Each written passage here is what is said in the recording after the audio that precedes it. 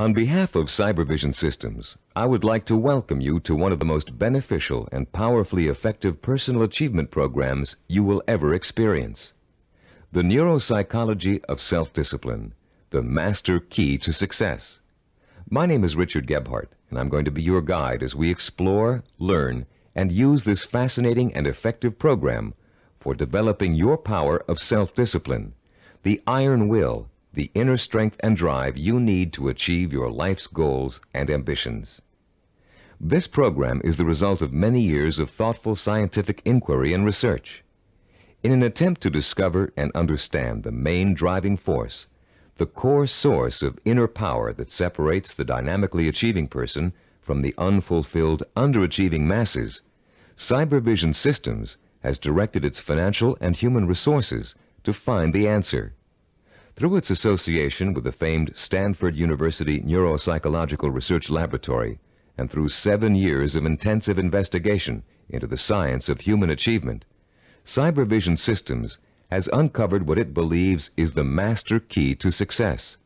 The master key which unlocks the raw potential that lies dormant within the heart and mind of man.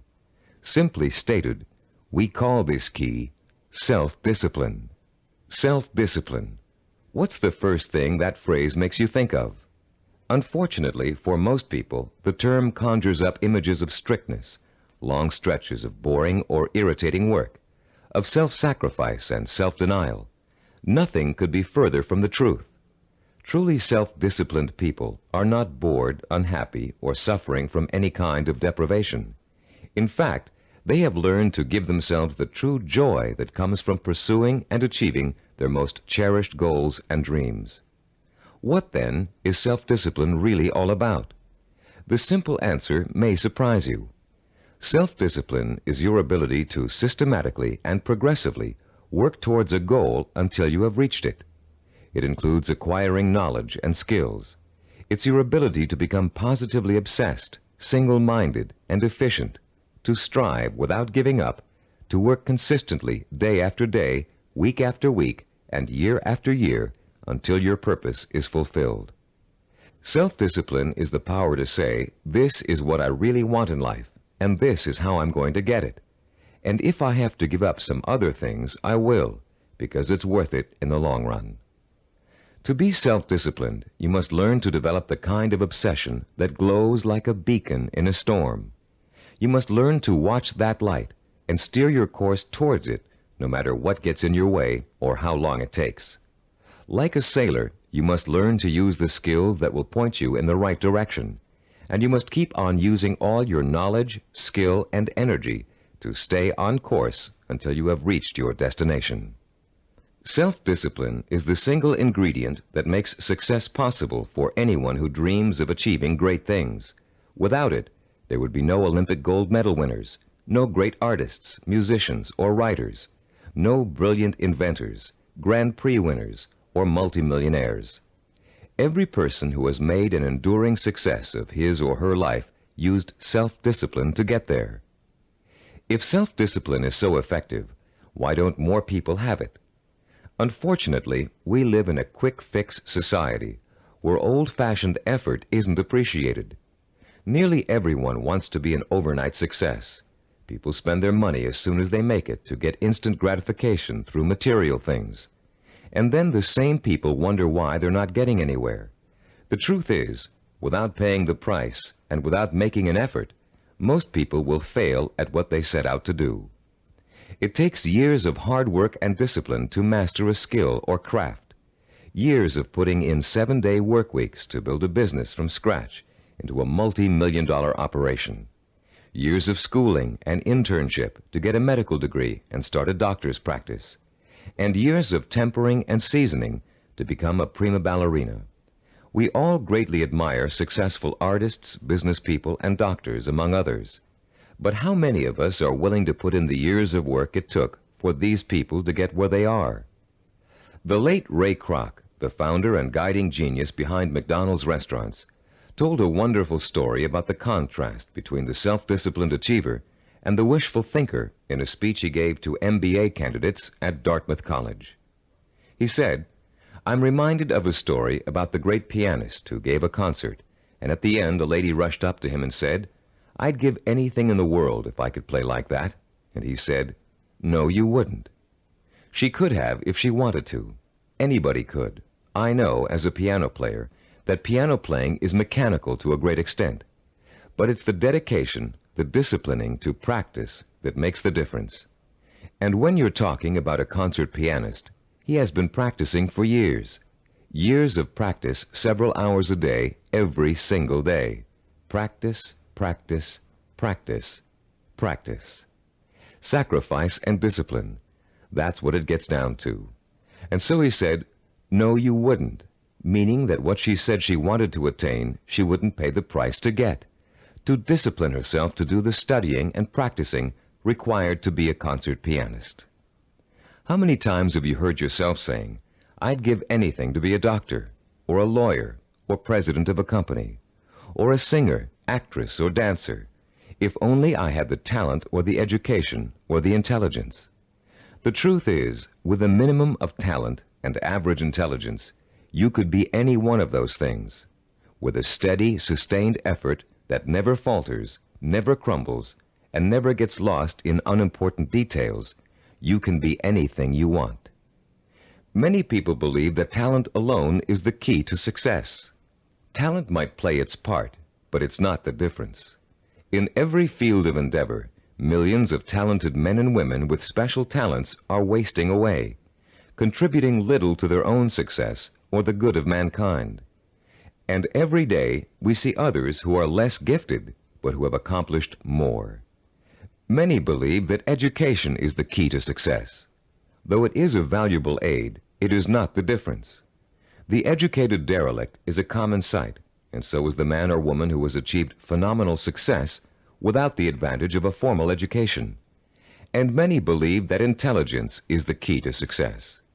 Even though a person with a high degree of intelligence is fortunate and possesses the raw materials to be successful, the relationship between intelligence and accomplishment is something less than balanced. Every day we encounter highly intelligent people who barely get by, and their opposite number, men and women of average intelligence, but superior achievements. The one quality which sets one man apart from another, the one key which lifts one to every aspiration while others are caught up in the mire of mediocrity, is not talent, formal education, nor intellectual brilliance. It's self-discipline. With self-discipline, all things are possible. It's the closest thing you could have to a wish-granting fairy godmother. Without self-discipline, even the simplest goal can seem like the impossible dream. In America today, the greatest cause of failure is the lack of self-discipline. Lacking self-discipline, millions of American dreams turn to ashes. With lofty visions of success, many people don't know that it takes more than wishful thinking, shortcuts, gimmicks, and get-rich-quick schemes to achieve excellence. Somehow, most people have lost sight of the age-old truth that anything worthwhile achieving takes time, organized, persistent effort, and more time. As you look around you, you'll see the many obvious fruits of the undisciplined mind: poverty, unhappiness, and drugs, the social cancer of a quick-fix society. But it is the not-so-obvious, more subtle effects of the lack of self-discipline that we address here, the raw power and potential of talented and intelligent people that lies dormant, unchanneled, and wasted, untapped and unfocused because of the inability of these people to commit and mobilize themselves to a course of consistent action. The lack of self-discipline is the #1 killer of achievement in America. Successful people have one thing in common. They set their sights on a goal and work every hour of every day towards reaching it. They learned what they needed to do to reach that goal, and they found a way to do it. If it meant taking on an extra job, they took the job. If it meant going to school at night, they attended evening classes. If it meant working countless hours 7 days a week, they worked the hours. If it meant relocating themselves and their families, they moved. Success consists of self-discipline, and self-discipline consists of doing whatever you have to do for as long as you have to do it to get where you want to be. If you truly want to seek your fortune, You must develop the inner strength to relentlessly pursue your vision day after day, week after week, month after month, year after year, until it becomes a reality. And it will become a reality. Stop and think about all the things you wish you'd accomplished, the things you know you could have accomplished if you'd only had the self-discipline to pursue them. Would you have gotten more education? Practiced and practiced at your favorite sport until you had a chance of becoming a pro? Learned to read and write music and play an instrument? Study engineering so you could design and sell the ideas you're always dreaming up? Actually, there are things you've accomplished through self-discipline way back in your childhood. Just think, how long did it take you to learn how to walk? For how many weeks and months did you struggle to stand upright? How many bruises did you get from falling down? And how many times did you pick yourself up and try again? You learned to walk because, as a toddler, you became obsessed with learning to walk. You were determined to learn, no matter how hard it was at first or how long it was going to take. Every step you took was a small victory, and every time you fell down, it was just an excuse to start all over. Children are naturally self-disciplined because children believe that everything is possible. Children don't say, "I can't do it." Children say, "I want to do it." When you want something badly enough, and when you believe in it strongly enough, self-discipline will get it for you.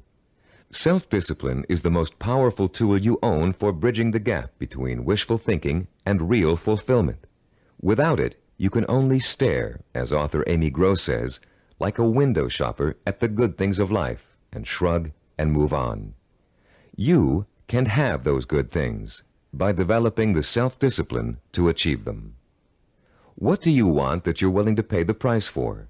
What means so much to you that you'll spend weeks, months, or years pursuing it? Start thinking about your most cherished dream, because with the power of self-discipline, you're finally going to be able to achieve it, and this program will teach you how.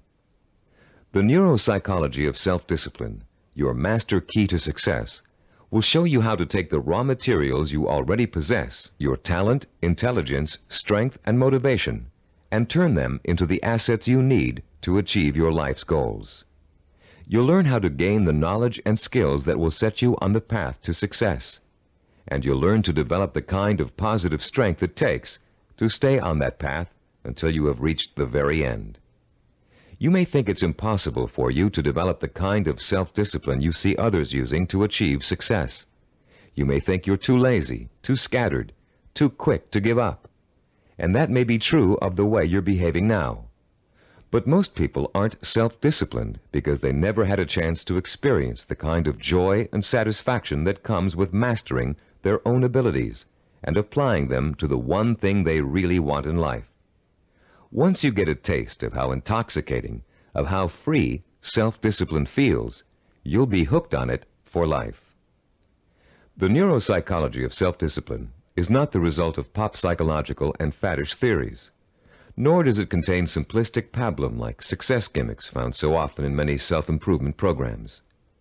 The Neuropsychology of Self-Discipline program incorporates the breakthrough findings of one of the world's most respected brain researchers, Dr. Karl Pribram, director of the Stanford University Neuropsychological Research Laboratory, with the practical experience of Cybervision Systems' team of learning experts.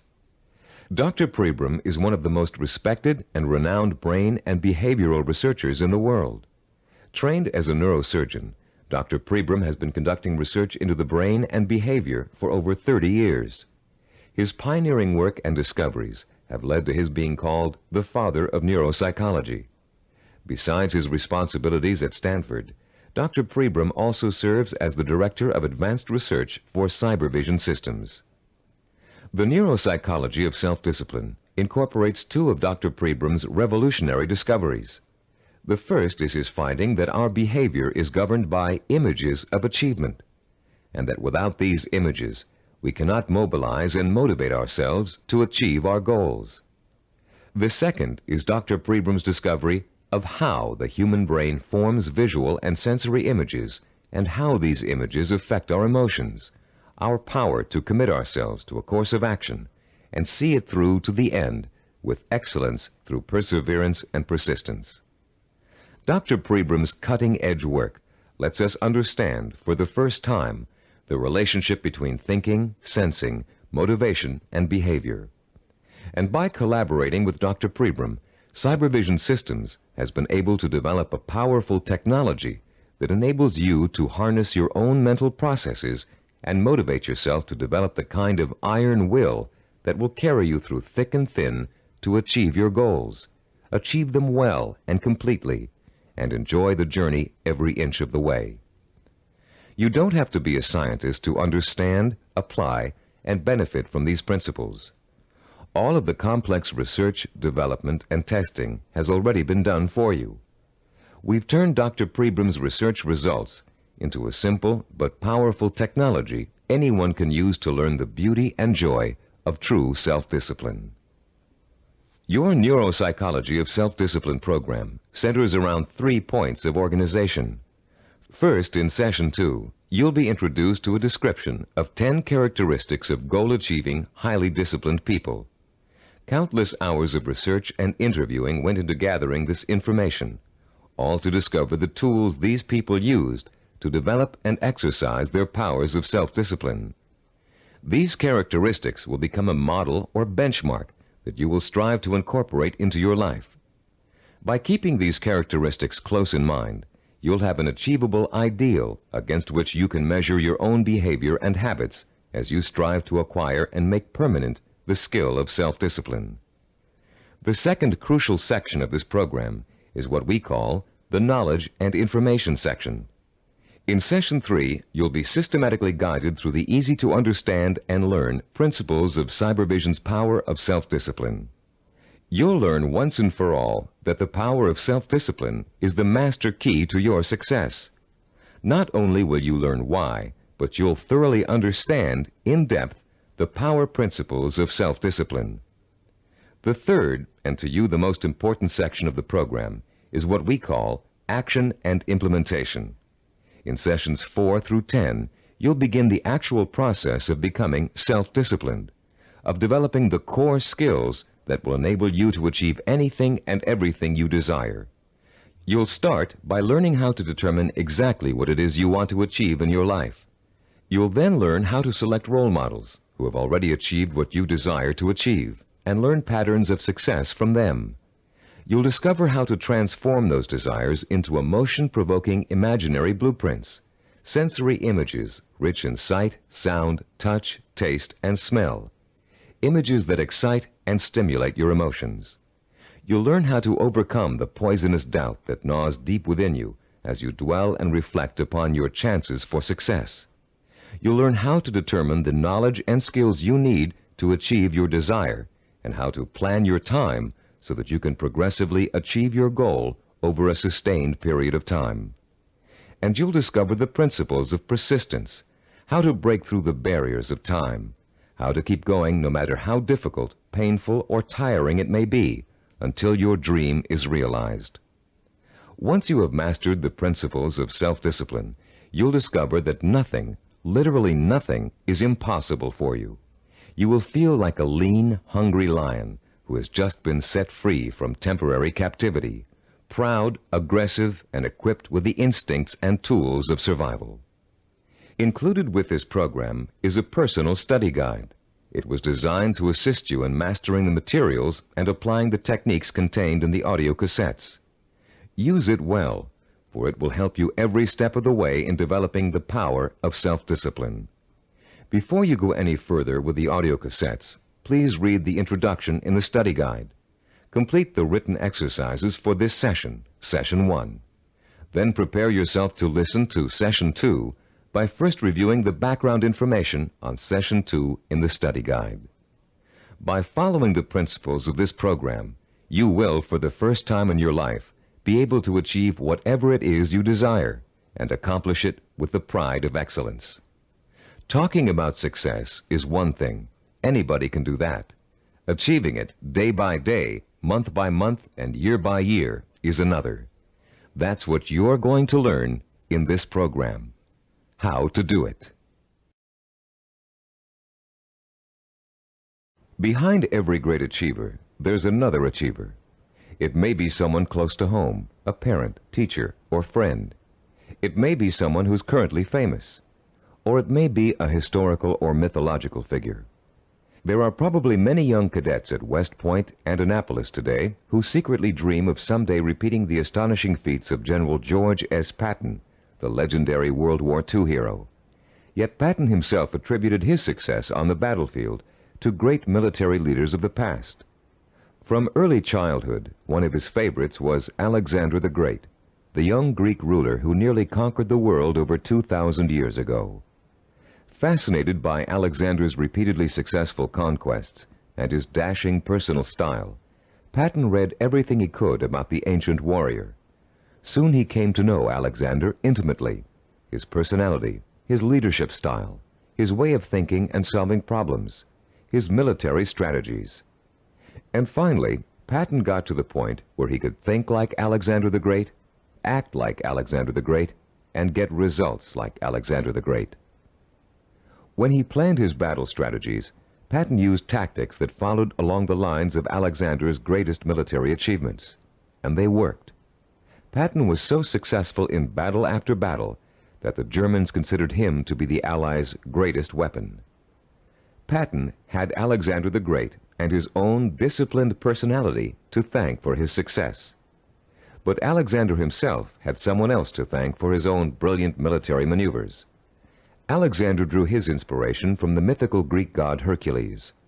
After studying everything that had been written and that was known about the mythical god of courage and strength, Alexander began to pattern his thinking, personal style, and actions after him. There are countless other examples of the great learning from the great. Baseball champion Babe Ruth was once asked how he developed the hitting style that made people call him the king of the home run hitters. Ruth replied that he had simply studied and copied the greatest hitter of his time, a player called Shoeless Joe Jackson. Most, if not all, great achievers draw their inspiration, their style, and their strategies from role models. How much we eventually achieve in life may well boil down to one simple ingredient: the quality of the models we choose to emulate. All human behavior begins with models. We learn to walk, talk, dress, and feed ourselves by watching our families doing those things every day. But we learn more than simple everyday activities from the people who surround us as we grow up. We also learn how to think and behave by watching the way they do. Some people have excellent role models, successful parents, or a family friend who has achieved far beyond the ordinary. But having a role model is just the first step toward becoming a disciplined achiever. You must use that model, make it a part of your own personality in order to succeed. This program will take you through the entire process, from start to finish. In this session, you're going to start by being given a role model of your own, a model of the disciplined, motivated achiever. You'll learn the 10 dominant characteristics of that model and be able to compare your own behavior to it. And you'll also learn about its opposite, the undisciplined underachiever, and why that person is destined to fail. Years of research have gone into the creation of this model. Cybervision has studied people who have been successful in business, education, science, the arts, and other fields. These people were tested for the possible presence of dozens of characteristics and attitudes. And when all was said and done, Cybervision found 10 qualities that were common to every one of them.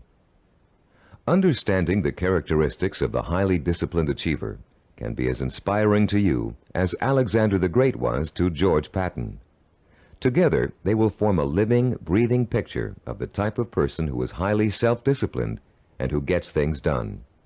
With this picture in front of you, you'll have a model to pattern your own behavior after, and you'll be able to begin to reshape your life along rewarding, achievement-oriented lines. As you listen to these 10 characteristics, compare your own behavior to each one.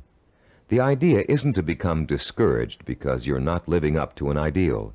Rather, concentrate on rating your strengths and weaknesses so you'll understand from the beginning what areas you need to work on the most. Recognize that, as a Chinese philosopher once said, the journey of 1,000 miles begins with a single step. You've already taken that first step, by acquiring and beginning to use this program. Now, let's discuss the 10 characteristics common among highly disciplined achievers. The first characteristic of a self-disciplined achiever is a strong, well-defined sense of purpose. The self-disciplined person knows precisely what he or she wants and will go for it, even if it means sacrificing other things in life to get it. Take Norwegian explorer Roald Amundsen, for example. In 1887, when he was a boy of 15, Amundsen read the story of Arctic explorer Sir John Franklin. He was so inspired by Franklin's adventures that he secretly resolved to dedicate his life to polar exploration. And since no man had yet physically found the South Pole, Amundsen set his sights on being the first. His mother had other ideas. She wanted her son to be a doctor and insisted that he attend medical school. At first, Amundsen gave in, but then, unhappy and frustrated, he quit school, joined an exploration party, and went to sea. Amundsen spent years apprenticing in the treacherous Antarctic. It was hard physical work, and there was a lot to learn. He studied nautical techniques until he became a master sailor, and then he began to organize his own expeditions. 24 years after Amundsen chose his goal, he succeeded in achieving it. In 1911, he became the first man to find the South Pole. Contrast Amundsen's single-minded pursuit with the profile of a person who isn't sure what he or she wants to accomplish. The purposelessness personality drifts through life uncertainly, always searching, never finding. This is the type of person who changes jobs, leaves relationships, and starts projects but never finishes them. It's someone who never stays with anything long enough to become successful at it. People today are becoming more and more afraid of commitments. They're afraid of committing themselves to one career. They're afraid of committing themselves to one relationship. They're even afraid to commit themselves to staying in one place for very long. They talk about leaving their options open. Ironically, these people are very much committed to failure, because without a sense of purpose, they can't apply themselves to any one thing, and without applying themselves, they can never succeed. Look around you, and you'll see 40-year-olds and 50-year-olds who are still jumping from job to job, from relationship to relationship, always searching for an answer somewhere. They'll never find it. The second characteristic of the self-disciplined person is that he or she seeks out and uses positive role models, often called mentors. Patton found and learned from Alexander the Great. Roald Amundsen got his inspiration from Sir John Franklin. To be self-disciplined, you must find a mentor who can inspire you with his or her own example of discipline. This person will instill you with a sense of real possibility, the belief that if he can do it, so can I. The person who has no self-discipline tends to identify with and tries to emulate people whose values are quick fix. The undisciplined think success can be achieved through gimmicks, luck, or who you know. For this reason, they actually distrust and resent the truly successful. They cannot bring themselves to admit that it takes hard work and consistent effort to reach a lifelong goal. Rather than working to get their own lives in order, these people blame their lack of success on bad breaks. They will always have bad breaks until they give themselves a break. The third quality that distinguishes the self-disciplined person is the strength of his or her imagination. Self-disciplined people use a goal-setting technique called sensory vision. Robert Kennedy's immortal words explain it very well. Kennedy, himself a highly disciplined achiever, said, "Some men see things as they are and ask, why? I see things as they could be and ask, why not?" The key to developing this kind of vision is learning to use your imagination in a clear, creative way. Once you've decided on a goal, you must learn to visualize the outcome with strongly detailed, sensory-rich images. You must learn to clearly imagine the rewards of success through sight, sound, touch, taste, and smell. The French have an expression, déjà vu, which means already seen. The self-disciplined, when they reach their goal, have this sense of déjà vu, because they have already been there thousands of times in their imaginations. You can be sure General Patton knew what victory felt like long before he fought his first battle. And for Roald Amundsen, reaching the South Pole must have felt like a homecoming. The great film director Alfred Hitchcock said that the actual process of directing a film was almost anticlimactic for him. By the time production started on each of his films, he had already visualized every single frame and every single camera angle so clearly in his own imagination that making the movie consisted of just going through the motions. Hitchcock began each project with a template of what he wanted clearly and firmly set in mind. Those who lack self-discipline also lack vision. They have only the vaguest images of goals they might, maybe, someday want to achieve. These people are quite capable of creating sensory-rich visions, but unfortunately, they tend to apply those visions to scenarios of failure rather than success. The fourth quality exhibited by the self-disciplined individual is what we call a positive sensory orientation. Achievers dwell on their own past accomplishments as proof of their ability to succeed. They won't admit to failure. In fact, it can truly be said that they don't know the meaning of the word failure. If things don't first turn out as planned, they just chalk it up to experience and keep on working toward their goal. Self-disciplined people are so eager to learn that they feel every bit of life experience just brings them closer to achieving success. They're not afraid to try new approaches if old ones don't work anymore. They never lose sight of their goal, but they're open to more than one way of achieving it. And this kind of positive attitude ensures that they will. Those who lack self-discipline waste precious time and energy dwelling upon past failures. Through a vicious cycle of negative reinforcement, they use those perceived failures as an excuse not to try again in the future. They develop a fear of failure, a fear of making the effort, and failure generates failure. If you're convinced you can't do something, you won't be able to do it. The characteristics we've discussed so far all add up to a quality called self-assurance. The self-disciplined have a strong gut-level belief in themselves and their ability to succeed that is truly unshakable. Deep down in their hearts, they know they can do it, and no one can convince them otherwise. When Christopher Columbus set out to find a new route to the West Indies, Europeans thought he was crazy. The world is flat, they told him. If you sail west, you'll fall off the edge and be devoured by monsters.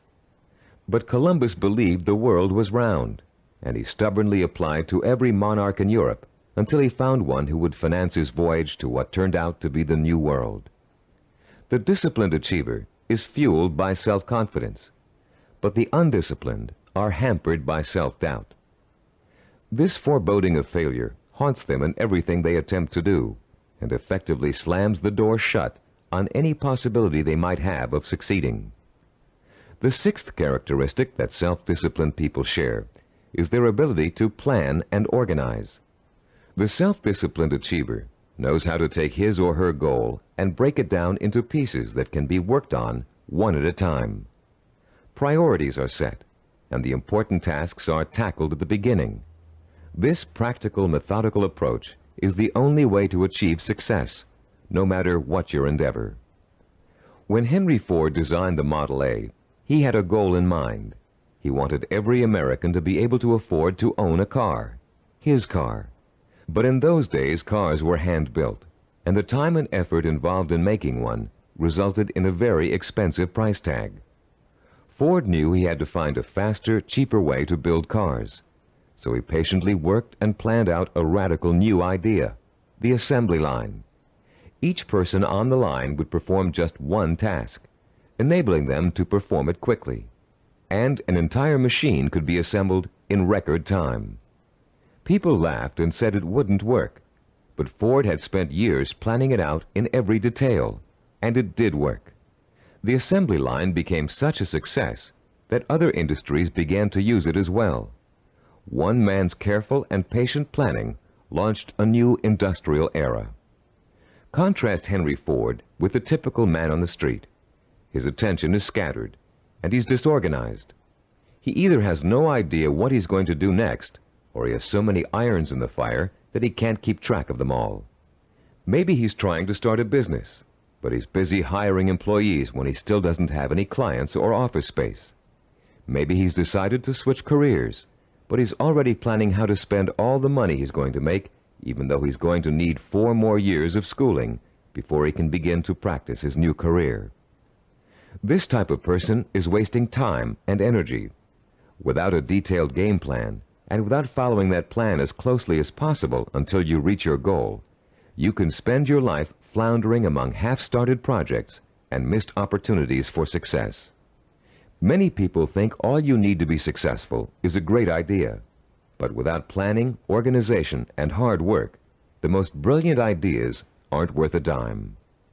Which brings us to the 7th characteristic common to self-disciplined achievers: their ability to acquire the essential knowledge and skills they need to put their game plan to work. Achievers recognize how important it is to learn, and they're willing to make the necessary sacrifices to complete their own personal education. Sometimes this means going back to school. Sometimes it means spending weeks or months gathering information on a particular subject and talking to the kinds of people who can help. Sometimes it means taking a new type of job just to acquire certain skills. What it always means is a commitment to learning what must be learned in order to make a goal achievable. If you want to become a doctor, you must first study pre-med, then go to medical school, and then complete your internship before you can set up a practice. Anyone who thinks he can become a physician without doing all of those things is just dreaming. If you want to run your own business, there are ways of approaching your business education. You can go to graduate school and get an MBA. You can work for someone else in the type of business you want to start and get hands-on experience before going off on your own. You can find a partner who knows how to run a business and take on less responsibility in the beginning, watching what your partner does and learning the essentials. Those without self-discipline are always looking for shortcuts. They take weekend courses and think they're highly qualified for a new profession. They listen to one person's advice and think they've heard it all. They try to start a business without business plans. Going through a real learning process is too much trouble. Why is it so much trouble? Because the undisciplined person lacks patience, the 8th quality on our list of self-disciplined characteristics. The kinds of patience Christopher Columbus and Henry Ford exhibited. The kind of patience engineer Washington Augustus Roebling demonstrated in finishing the building of the famous Brooklyn Bridge. Roebling's father, John Augustus, was the brilliant engineer who designed the Brooklyn Bridge and began overseeing the building of it in 1869. It was going to be the first steel suspension bridge in the world, a feat of engineering for its time. But the project had hardly begun when the elder Roebling suffered a fatal accident, and someone had to carry on. That someone turned out to be his son. Washington Augustus Roebling took over where his father left off, but just 3 years later he contracted Caisson's disease from spending so much time underground. The illness left him almost completely paralyzed, in great pain, and confined to a wheelchair for life. Some people would have given up the project under those conditions, but Washington Augustus didn't. Instead, he moved to an apartment in Brooklyn Heights that overlooked the bridge, and he sat all day at the window, watching the work as it progressed and supervising it from his living room.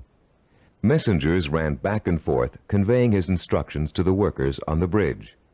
Washington Augustus worked this way for 11 years, until the bridge was opened in 1883. Obviously, the younger Roebling's patience paid off, mostly because he, like other self-disciplined achievers, was not intimidated by time. Roebling would have sat at that window without complaint for 20, 30 years or more in order to finish his project.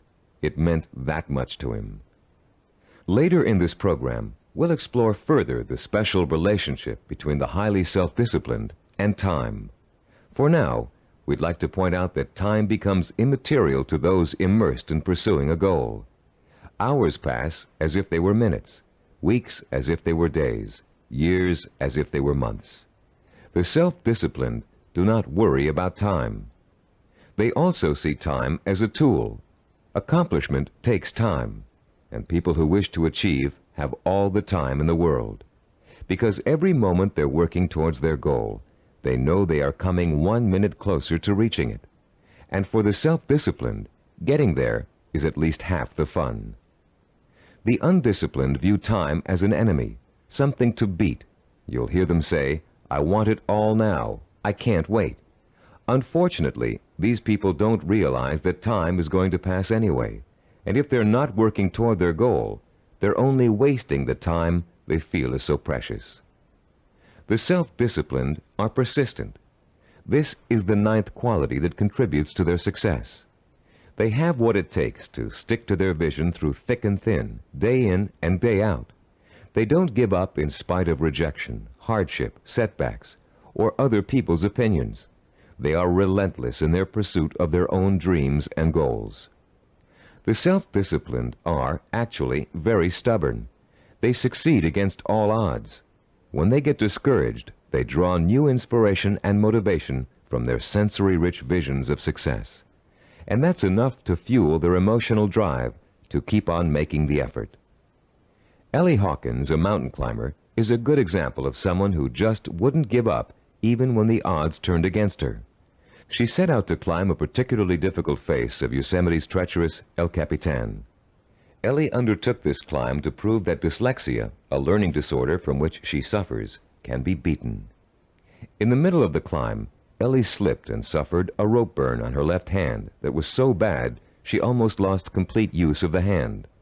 She could have stopped there, but she didn't. What started out to be a 6-day climb turned into a torturous 8-day ordeal as Ellie worked with one hand, holding her wounded arm above her head to lessen the pain. Ellie reached the top and immediately announced plans to tackle another very difficult climb. No one doubts that she'll do it, because she has the hallmark of a disciplined achiever. The undisciplined are easy quitters. They give up when the going gets rough. They're more interested in having a good time than in working. Even worse, they find it impossible to have a good time when they are working. This brings us to the 10th and last characteristic of the self-disciplined achiever, the ability to experience pleasure while working to achieve his or her vision. These people are excited by their goals and become easily engrossed in the work it takes to get there. They're interested in learning, they enjoy acquiring new skills, and they have a good time while they're pursuing their ambitions. To the highly disciplined, there's no such thing as work. Their work becomes their life and their main source of pleasure. When they become successful, you often hear them say, "I can't believe I'm getting rich doing this. It's so much fun." And most of them would keep doing what they're doing, even if they weren't making money at it. To the undisciplined, work is the stressful, painful, boring part of life that must be tolerated between periods of pleasure. These are the people who live for the weekend, who are willing to work only because it gives them the disposable income they can spend on fun. And these are also the people who don't want to put in overtime or take work home unless they're being paid extra for it. If taking on more work will only get them a promotion or a crack at a better job, they won't do it. Now that we've identified the 10 qualities common to all self-disciplined achievers, we'd like you to begin comparing yourself against the model characteristics we just discussed. This self-assessment will give you a good idea of your own strengths and weaknesses. After you've finished listening to this session, turn to page 11 of your study guide and follow the instructions for using the personal assessment form you'll find there. Let's summarize the characteristics of self-disciplined achievers. First, they have a strong, well-defined sense of purpose. They know what they want. Second, they seek out positive role models for inspiration and learning. Third, they use sensory-rich visions and a vivid imagination to set the stage for their own achievement. Fourth, they have a positive sensory orientation. They expect to succeed rather than fail. Fifth, they have a deep-rooted belief in their ability to achieve. They are immeasurably self-assured. Sixth, they have the ability to plan and organize. They can break down what they want to achieve into manageable steps and set priorities that let them accomplish the most important things first. Seventh, They know how and when to acquire essential knowledge and skills. They're not intimidated by the thought of having to learn something new. Eighth, they have patience. The passing of time doesn't bother them. They'll keep working toward their goal for as long as it takes. Ninth, they persevere. They're stubborn, and they don't give up, even when the going gets rough. 10th, they view work as pleasure, because work is bringing them closer and closer to the realization of the goal that will be their final reward. Turn off the tape now and score yourself on the personal assessment form. When you're done, turn the tape back on.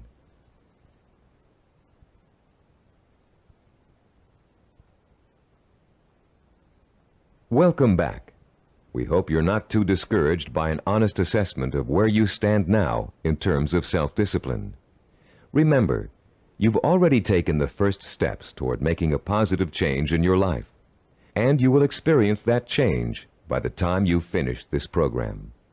Nothing will be impossible for you once you develop and harness this inspiring and enduring power of self-discipline. And, as you'll soon find out, self-discipline is not so difficult to develop as you might think. As a matter of fact, using this program is going to be your first exercise in acquiring it. Already, you're on your way. In the next session, we'll explore the power behind the characteristics we've just discussed. You'll learn why they're so important in developing self-discipline, and what they can do for you once you have them. And you'll be further along the road toward understanding and developing the one characteristic that will give you the power of success. After completing Session 2, you should now have a clear picture of your strengths and weaknesses as compared to the model of the self-disciplined achiever. Perhaps for the first time in your life, you're able to objectively see which of your attitudes and behaviors have been acting as barriers to developing the kind of self-discipline that will enable you to achieve your dreams and ambitions. Now that you have a better understanding of the 10 characteristics of the self-disciplined achiever, we're going to provide you with the scientific foundation for Cybervision's unique self-discipline program. In this session, you'll learn how recent scientific discoveries have made it possible for you to acquire, harness, and focus the power of self-discipline, the power to achieve whatever your mind and heart are set on achieving. That power is what sets achievers apart from the mass of ordinary people, people described by American philosopher and writer Henry David Thoreau as leading lives of quiet desperation. That power is what drove great achievers like Dr. Jonas Salk, Ludwig von Beethoven, Albert Einstein, and Mahatma Gandhi. But what does that power consist of? What is the force that motivates high achievers to sustain a long-term effort that might take 10 years, 20 years, or a lifetime to achieve? More importantly, if we can define and isolate such a force, how can you or I tap into it? The force exists, and it has a scientific basis. By the time you've completed the Neuropsychology of Self-Discipline, you'll understand its origins, its strength, and its power. And you'll be armed with all the tools you need to stay in touch with that force in order to accomplish anything you set out to do. There are many self-improvement programs that, like crash diets, offer good short-term results but stop working after a few days or weeks. These programs tend to rely on one of 3 kinds of motivation. The first is evangelical. A powerful orator, we'll call him Speaker X, comes to town with promises to increase motivation and production after a single seminar or series of seminars. Perhaps your boss encourages you and your coworkers to go. Perhaps he even purchases a block of tickets. Meeting night arrives, you attend, and the speaker is indeed inspirational, as are the bells and whistles and songs and slogans that accompany him. It is a fever-pitched, emotionally charged experience that Speaker X has to offer. As he exhorts you to live up to your enormous potential, to work harder, better, and more enthusiastically, to use your talents, to use your mind, you feel power welling up inside you, and the people around you are feeling the same kind of power inside them. Yes, you're all saying, we can be more productive, we can have a better attitude, we can get ahead if we want to. The very air becomes charged with mass enthusiasm. The next day, you're at your desk a half hour early, and you work a half hour past normal quitting time. The same thing happens the day after. You start planning new ways to accomplish your work more effectively. You're feeling happier about the work you're doing. And for the next few weeks, it looks like you're getting more work done in less time than you ever have before. But soon, your enthusiasm begins to fade, and your pace starts to slow down. Even if you have the audio tapes of the speech, it's hard to recapture and sustain the original emotion you felt in the presence of an inspired speaker. And of course, you no longer have the kind of group excitement and energy you experienced the first time around. You're getting tired and bored. Your boss sees productivity fall after an artificial peak, and sure enough, when the next motivational speaker comes through town, we'll call him Speaker Y, there's the boss with another block of tickets in hand. This evangelical form of motivation may get short-term results, but it creates an unhealthy dependence on external hype. It's like a drug addiction. You need more and more of an artificial stimulant to reach the same level of false well-being. When you get your shot of motivation, you become enthusiastic and energetic. When the shot wears off, you get sluggish and lethargic. The same problem exists with the second major motivational tool that most self-improvement programs rely on: external rewards, like money, prizes, bonuses for reaching quotas. These are essentially pats on the head from the boss, often desirable pats, but still pats on the head, signals that you've pleased someone else. This method works very well on children. Unfortunately, it tends to create a childlike dependence on outside rewards, even in adults. Like evangelical speakers, this carrot and stick approach produces only short-term results. External rewards do not increase individual commitment, and most people tend to adapt to them quickly, soon expecting bonuses as a matter of course, and not because they performed above and beyond the call of duty. Rewards are manipulative. People who give them out are always asking themselves, how can I motivate my staff? The truth is, to be truly effective in the long term, motivation must come from within. The third classic motivational tool is a familiar one: fear. Humorists Carl Reiner and Mel Brooks created a comedy album in the early 60s in which Reiner, as a journalist, interviews Brooks, who plays a 2,000-year-old man. Eager to know about life in the distant past, Reiner asks Brooks, what was the major form of transportation in those days? Brooks replies, fear. Fear transported you. Reiner is puzzled. Fear, he asks. Brooks responds, yeah, fear. You see, an animal would growl, and you would go 2 miles in a minute. It's true, fear is a great motivator. If you don't perform, something undesirable happens. You lose your job. There go the house payments, the car payments, the kids' college tuition, and so on. As the mental dominoes fall, you're motivated to keep performing. But while fear may bring short-term results, it also brings resentment and rapid burnout. It doesn't take long before you're angry at the system that's keeping you going. And anger makes you less productive, which increases your fear. It becomes a vicious cycle with an unpleasant ending. It should be pretty clear by now that these motivational systems aren't motivational at all.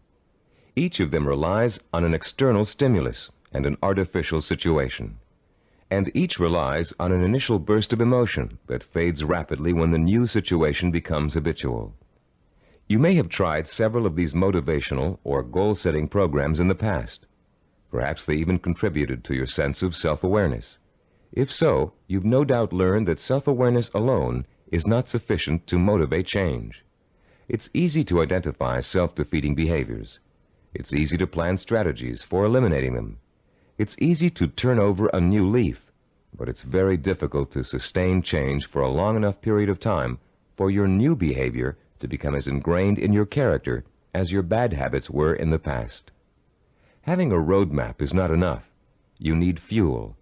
The key to developing self-discipline, the power to persistently pursue a long-term goal without giving up until the goal is achieved, is the fuel of internal motivation. It would be nice if we were all born with the patience, drive, and skill it takes to achieve any long-range goal or complete any long-term project. But we're not. Self-discipline is a learned behavior. Years of research at major American universities, primarily California's Stanford University, have proved it. And Cybervision's own research into the latest learning theories of behavioral scientists have confirmed that self-discipline is an acquired characteristic with a basis in behavioral science. The neuropsychology of self-discipline has been developed according to materials gathered from two major sources. Our information comes from our own research into the way human beings learn, and from the revolutionary discoveries about the structure and organization of the human brain made by Dr. Karl Pribram. Head of Stanford University's Neuropsychology Research Laboratory, Dr. Pribram is one of the most respected brain scientists in the world.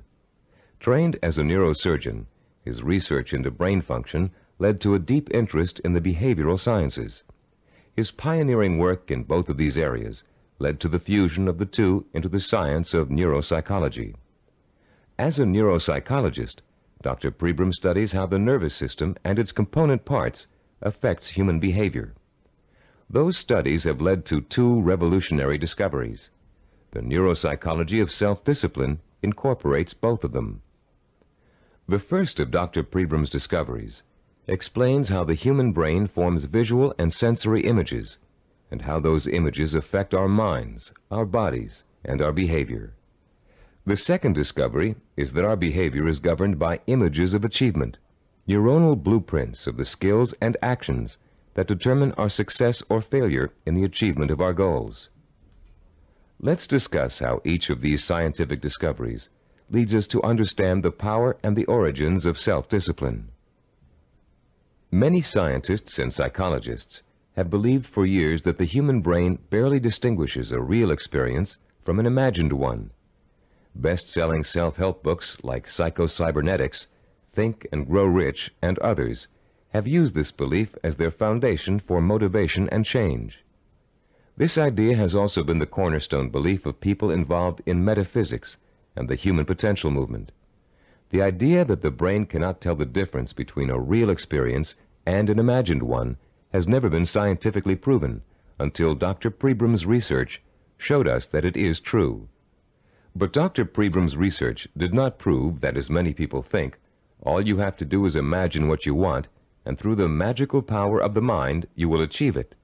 If this were true, achievement would be easy. And as anyone who has tried to achieve a long-term goal will tell you, it is not.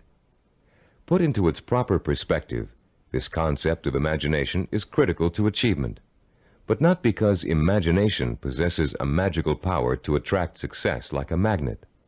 Imagination is critical to achievement because it evokes the power and emotion that stimulates and sustains the drive to achieve. The human nervous system responds emotionally to imaginary images rich in sensory detail, in sight, sound, touch, taste, and smell, as if they were real. In fact, the brain doesn't distinguish between sensory-rich imagination and reality. That's why the sight of a hand reaching for a murder victim on a movie screen can inspire the same terror, the same rapid heartbeat, and rush of adrenaline as a real threat does. You can perform a simple demonstration of how an imaginary image affects the body's responses right now. Close your eyes and imagine for a moment that you're holding a firm, ripe lemon in your hand. Now bring the lemon up to your mouth and slowly bite into it. As your teeth break through the peel, penetrate the skin, and sink into the flesh of the fruit, imagine the juice exploding into your mouth. What did you experience during this exercise? Did you develop a feeling of bitterness and distaste? Did you pucker up in response? Did you begin to salivate, as you would if you really took a bite out of a lemon?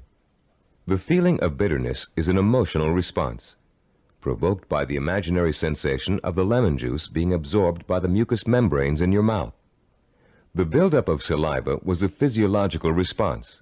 Saliva neutralizes the acid level in lemon juice. You can create a similar response by imagining yourself biting into an onion. Rather than experiencing a sense of sourness and a watering of the mouth, your eyes will begin to burn and tear. This power of imagination to create physiological and psychological responses is crucial to the survival of the human species. The images of love and eroticism stimulate sexual response for reproduction. The image of fear stimulates the fight or flight response for survival. But our brain's ability to respond to images is a two-edged sword.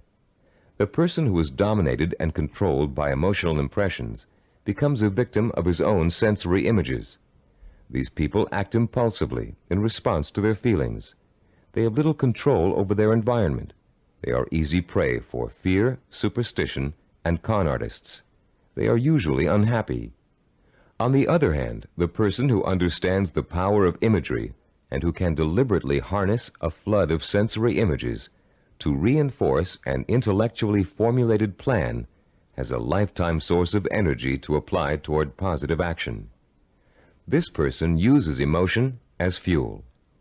Only when the imagination is harnessed and focused on the benefits and rewards of a specific goal can we light the fires of self-motivation and develop the kind of self-discipline that will help us achieve that goal.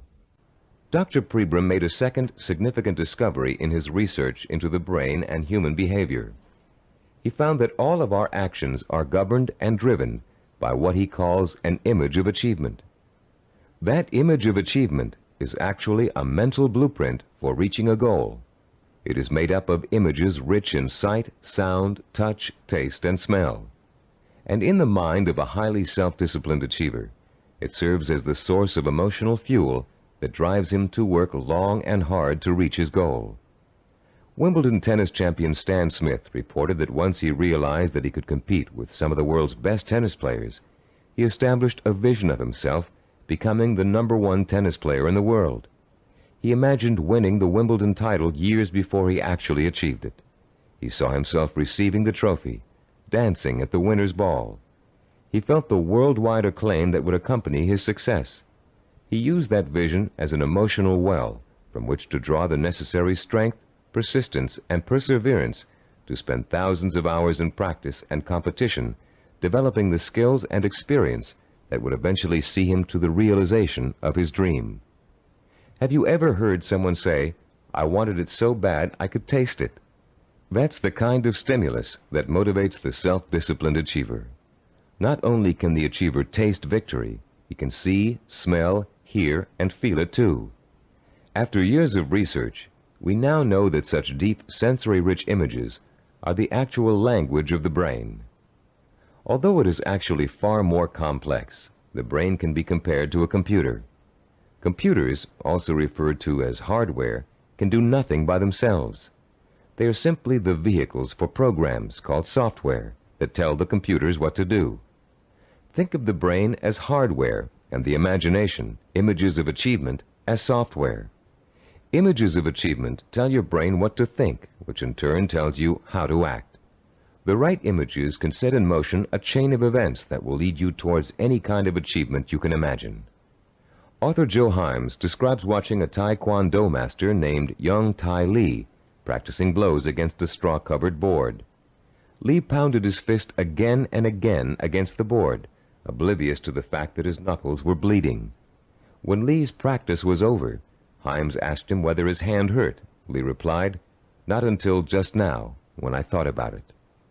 When Himes looked astonished, Lee explained further, "When I was striking the Makawara board as you came in, my mind was on my home in Korea. Though I was standing here, I was seeing the mountains I knew as a youngster and the children I played with, hearing their laughter and my mother's voice. I was unaware of the pain in my hand." Lee then told a dramatic story of his own Taekwondo master, who once underwent a sinus operation with only his own concentration for an anesthetic. "How was that possible?" Himes asked. "Regulate your breathing," Lee replied. "Fix your eyes and mind on something else, perhaps a rock or a spot on the floor or ceiling.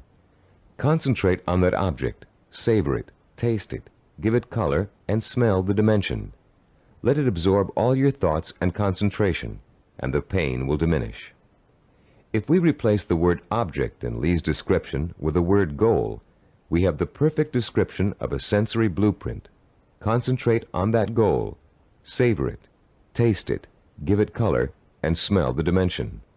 Let it absorb your thoughts and concentration.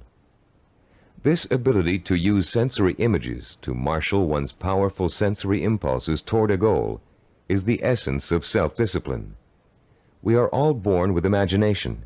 Self-disciplined achievers have learned to use it to achieve even the most seemingly impossible goals. The self-disciplined achiever begins the journey to success with imagination. He asks himself, if I can have whatever I can imagine, what do I want? What is my purpose?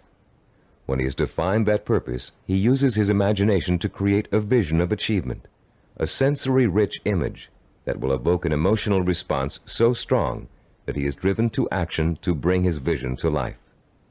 And when he has achieved that goal, he uses his vision to create new goals, for the self-disciplined achiever never stops. He has learned such a powerful method for becoming successful that the pleasure of succeeding has for him become life itself. The self-disciplined achiever also uses imagination to change his goal whenever necessary. As images evoke emotion, and emotion propels him to act, he gets closer and closer to his goal. And the closer he gets, the more his reality changes. When it changes in such a way as to make his original goal either impossible or undesirable, he changes that goal to fit his new reality. The self-disciplined achiever creates a feedback system that ensures that he will never give up and he will ultimately achieve what he wants. This is where most people fall down. They're working towards a goal and suddenly circumstances interfere with that goal. They get sidetracked. Then when they try to get back on course, it doesn't work. Because their original goal does not fit their new reality, they think they have failed and they give up. In the same circumstances, the self-disciplined achiever uses his or her goal visualization as a reality check. If reality suddenly dictates that the original goal won't work, the goal must be altered to fit reality. The achiever has not failed. He or she has set a new course that will lead to success. Take someone who sets out to become an obstetrician. After 4 years of pre-med and 2 years of medical school, our self-disciplined achiever suddenly realizes that she's far more interested in becoming a neurologist. Should she drop out of medical school? Of course not. She'll simply switch her visual blueprint to another field of medicine and change her plans for where she'd like to intern after medical school. She doesn't think of herself as a failed obstetrician. She thinks of herself as a successful neurologist. Or take the businessman who wants to open up a retail store in his neighborhood. During the knowledge-gathering process of talking to other business owners, discussing loans and insurance with bank officers, and looking into buying franchises, he discovers that a retail operation won't really fit his particular talents or expectations. Instead, he realizes he's a perfect candidate for starting a direct marketing company. So he changes his vision and his direction to fit his new goal. For these people, the fire still burns, but the trial and error process of working towards their goal has led them in directions they wouldn't originally have thought to go in, and they will be successful because they're flexible enough to grow and change as their goals grow and change. The relationship between vision, self-motivation, and achievement can be condensed into an easy-to-understand 7-step formula for developing self-discipline.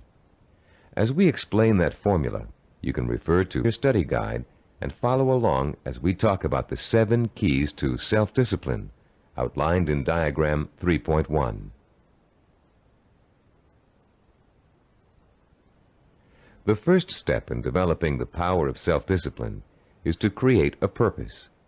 You must define a cause to which you can wholeheartedly commit your time, resources, and energy. This cause points you in a direction. It gives you a reason for making the effort.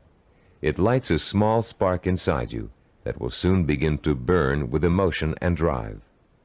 The second step is to find role models who have already achieved what you want to achieve. Study their life patterns, their methods and techniques for reaching their goals. Let their example inspire you, and realize that they are normal people just like you, but they are self-disciplined people. With the power of self-discipline, you can achieve as much as they have. With a firm purpose in mind and an exciting sense of possibility sparked by your role models, you'll find yourself developing a strong-willed emotional belief in your ability to succeed. The first small spark of hope is turning into a glowing ember of possibility. In the third step, you'll translate your feeling of possibility into a sensory-rich vision of success. At this point, with a vision rich in touch, taste, sight, smell, and sound in front of you, you'll make the leap from the possible, "I think I can do it," to the heartfelt, "I know I can do it." Your vision and your belief will fan the embers of conviction until they burst into a flame of emotion that incites you to action.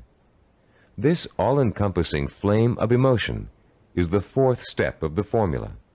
It is what gives you the energy, the creative power, and the desire to single-mindedly see your vision through to its successful completion. Motion is the root word for emotion. The original meaning of the word emotion is, in fact, a moving, a stirring, an agitation, which is precisely what happens when belief in your goal catches fire. The fifth step in our formula is planning, the first bit of action inspired by your emotion.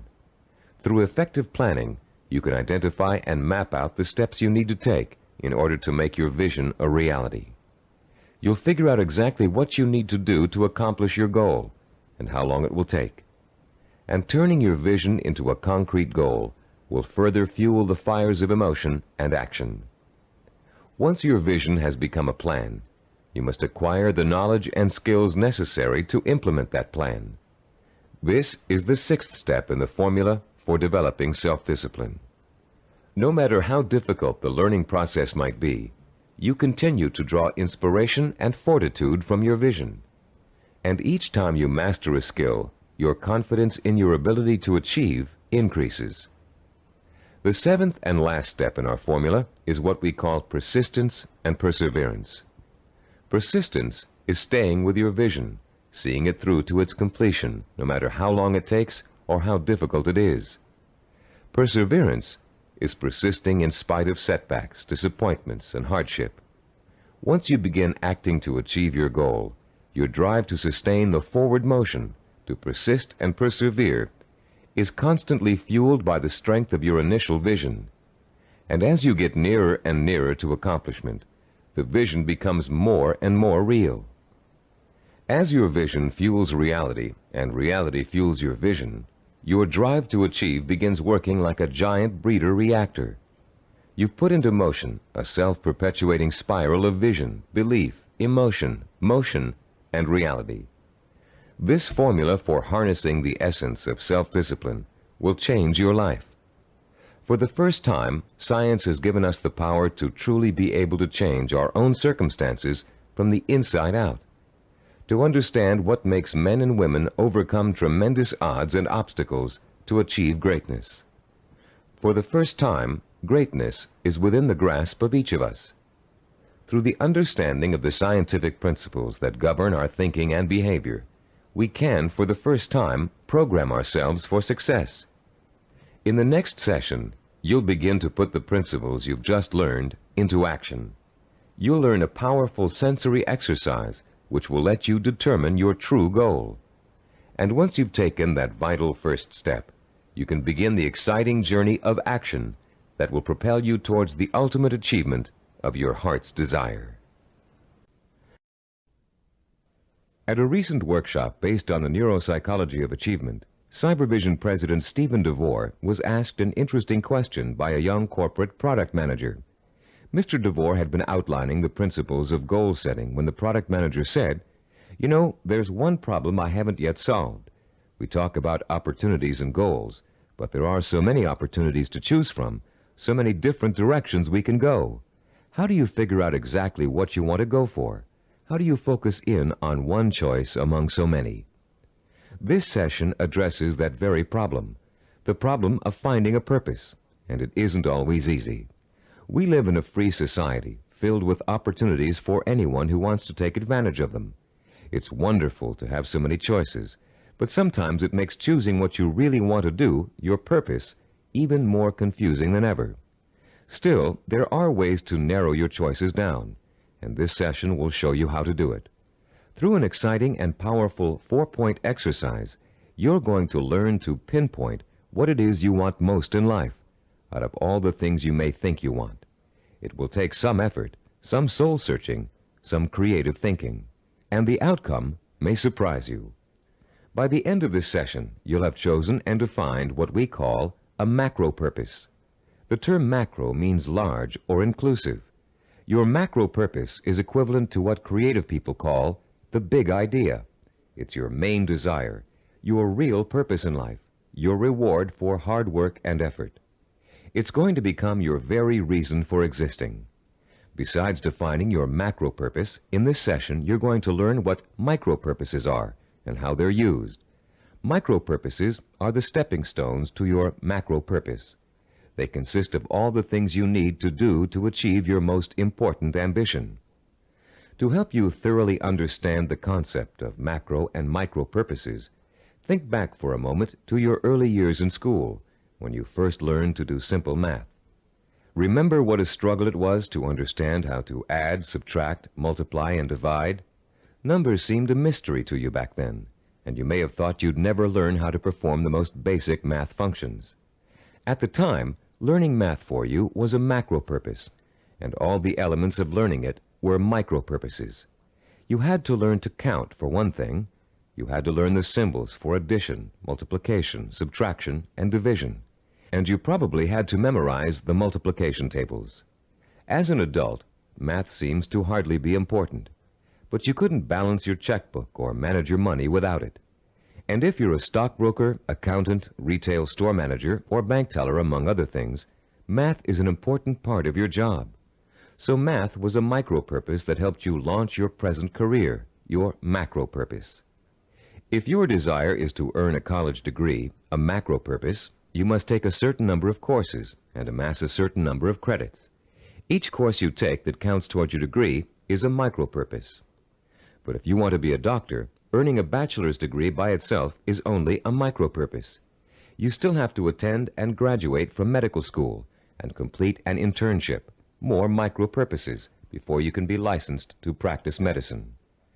As you can see, macro and micro purposes change according to your stage in life and what you want to accomplish at the moment.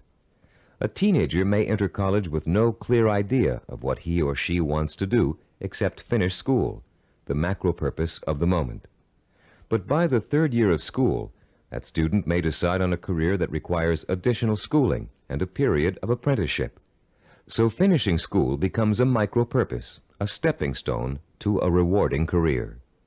But macro and micro purposes don't just apply to careers or lifelong goals. Setting a macro purpose and determining what micro purposes are necessary to achieve it is an excellent way to help you accomplish any goal, no matter how large or small.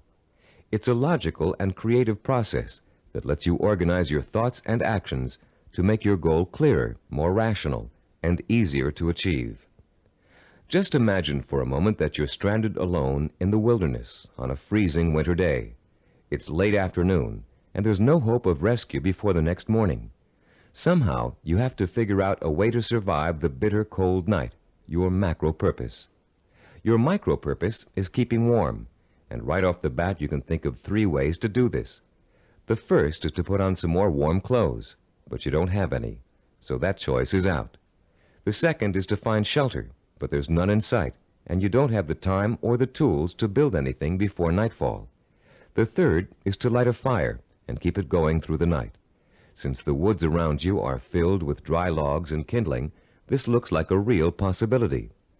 But you don't have any matches, and as for rubbing 2 sticks together to start a fire, it never worked when you were a child, and you doubt that it will work now.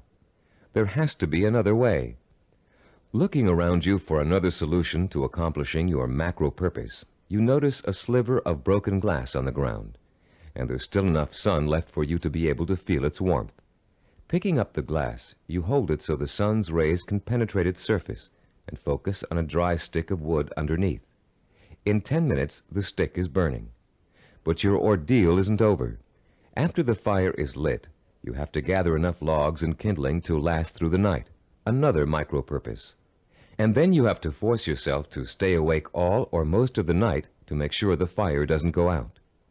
In the course of this harrowing experience, you've chosen a macro purpose, staying alive, and defined all the micro purposes that went into it. And if you succeeded in accomplishing all of the micro purposes, you also achieved your macro purpose. You survived. Defining your life's purpose and the steps you must take to achieve it may not be a life and death matter, but the principle works the same way. By the time this session is over, you'll have a macro purpose, a clear understanding of what to focus your energy, talent, and intelligence on. And you'll be able to light your own inner fire and feed it with a life-enriching, emotionally compelling purpose.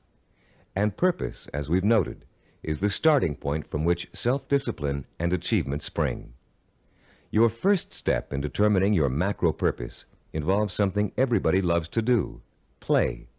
You've already learned how important enjoying work is to the highly self-disciplined.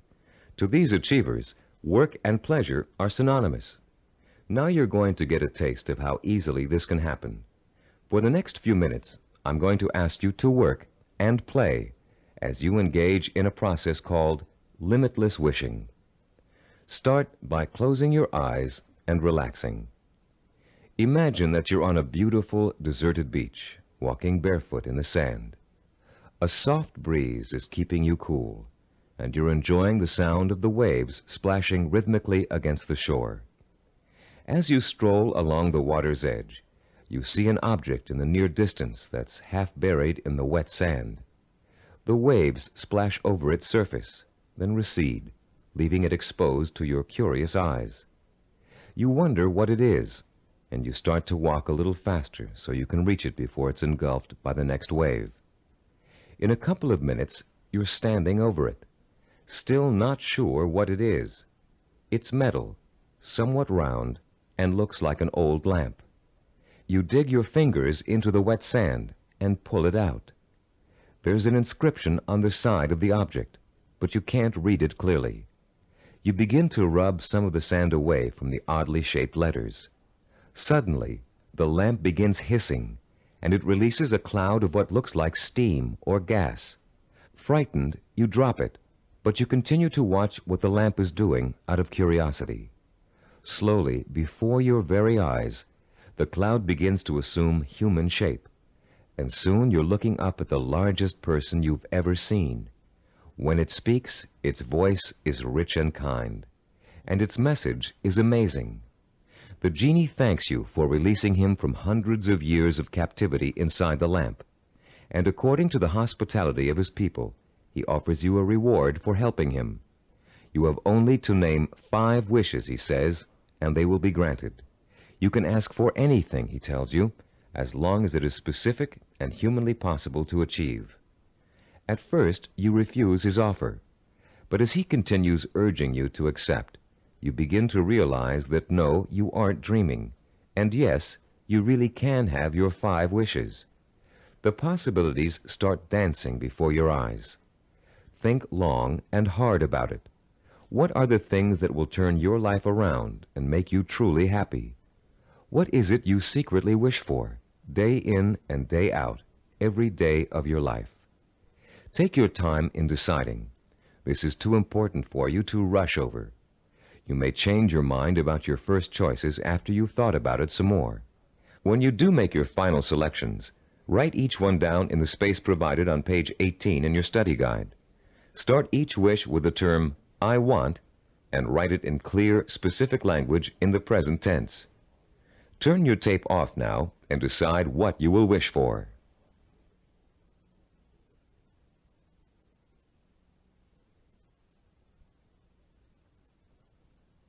Welcome back.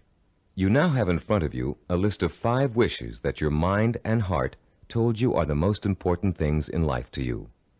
Now, with a little imagination, you're going to create a scenario in which each of these wishes is fulfilled. This second step of our 4-part process is called wishful imagining. Close your eyes again and picture, in as much detail as possible, that your first wish has come true.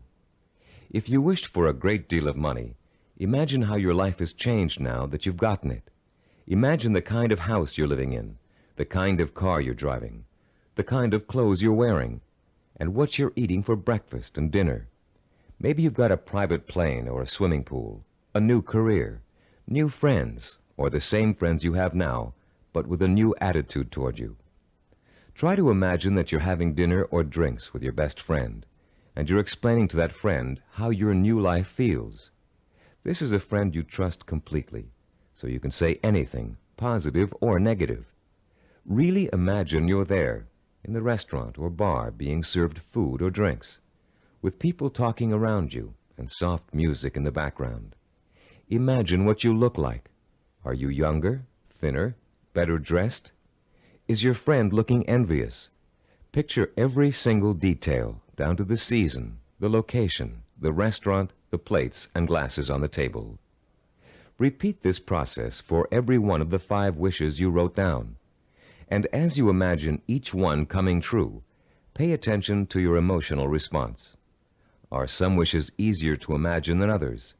Did 1 or 2 really make your pulse quicken with excitement? Are there any that felt particularly comfortable, as if you could just walk right into the scenario and feel at home? Which one seemed to draw you in like a magnet? There will be one wish that unmistakably evokes the greatest emotional response in you.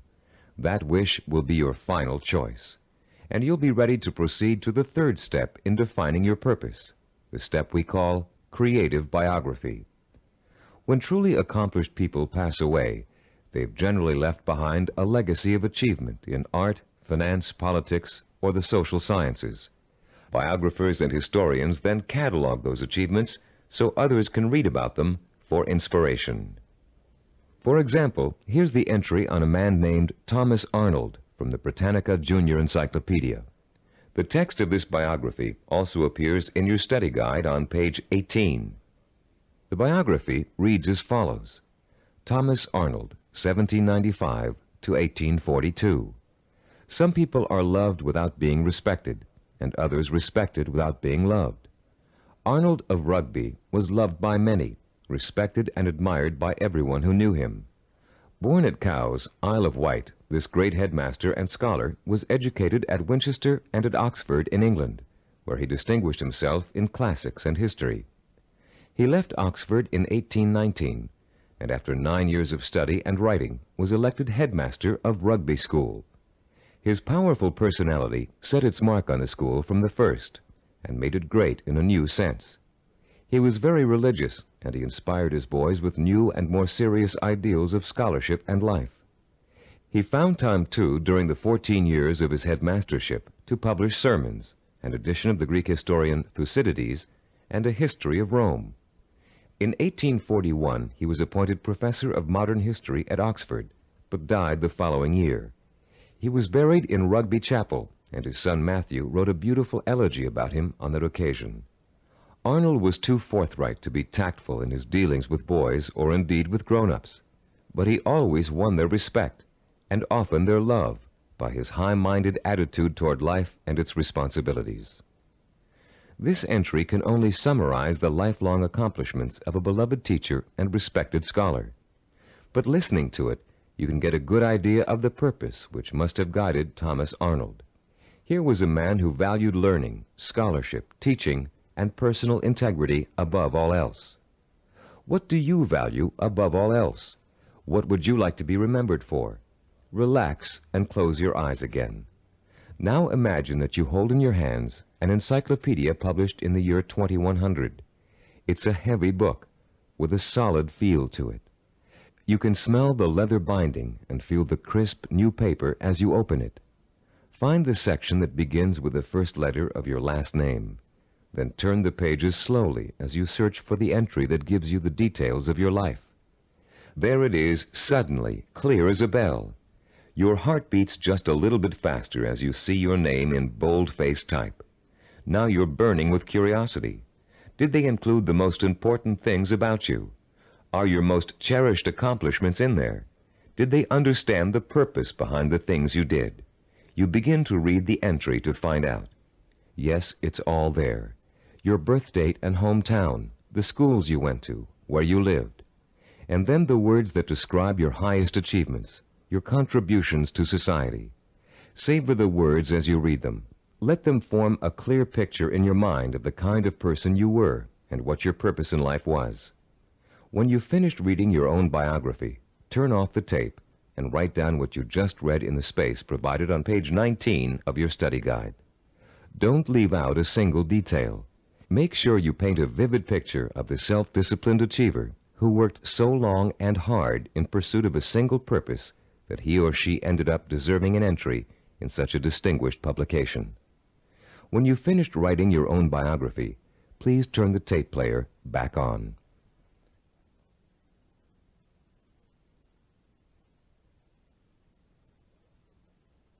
Welcome back. Now that you've completed the limitless wishing, wishful imagining, and creative biography exercises, a clear pattern should be emerging. You should now be able to answer the question, what do I, deep in my heart, really want to do? What is my purpose in life? Your fourth step in determining your purpose is writing this, the answer to that all-important question, down. You're now going to compose a personal statement of purpose. But before you do it for yourself, imagine that you're going to do it for someone else, a famous historical figure, for instance. Try George Washington. What do you think his statement of purpose might say?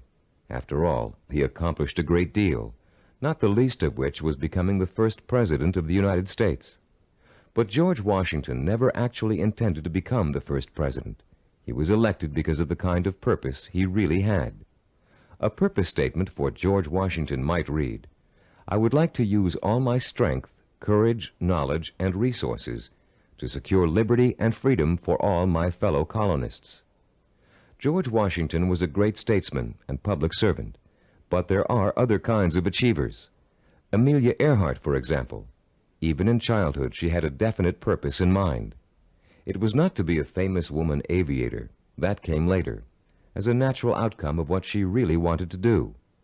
Amelia Earhart's purpose statement, composed when she was still a child, said, When I grow up, I'm going to have adventures and show the world that women can be as heroic as well as men. A purpose statement can be as general as you want it to be. It can speak of heroism, freedom, social changes, adventure. It's meant to act as a focusing tool, not an actual blueprint for achieving it. You'll learn how to do that later in this program. Turn to page 20 in your study guide and compose your personal statement of purpose. Turn off the tape now while you do it.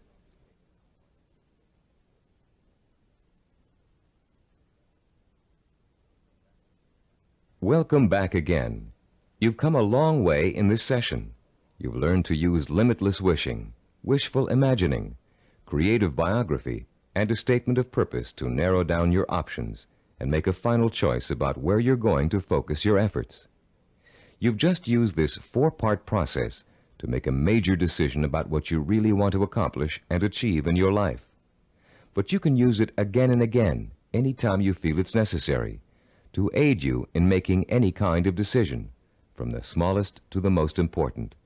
This process works equally well for macro and micro decision-making. Whether you know it or not, you're now well on your way to becoming a self-disciplined achiever.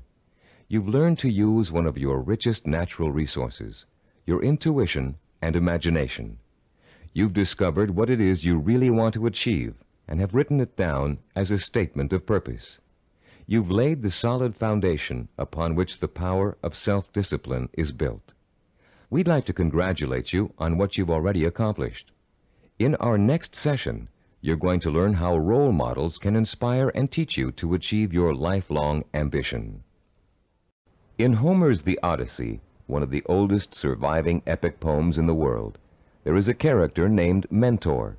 A wise and practical man, Mentor kept everything running smoothly at home, while Odysseus, the hero of the tale, went off for 10 years to have adventures.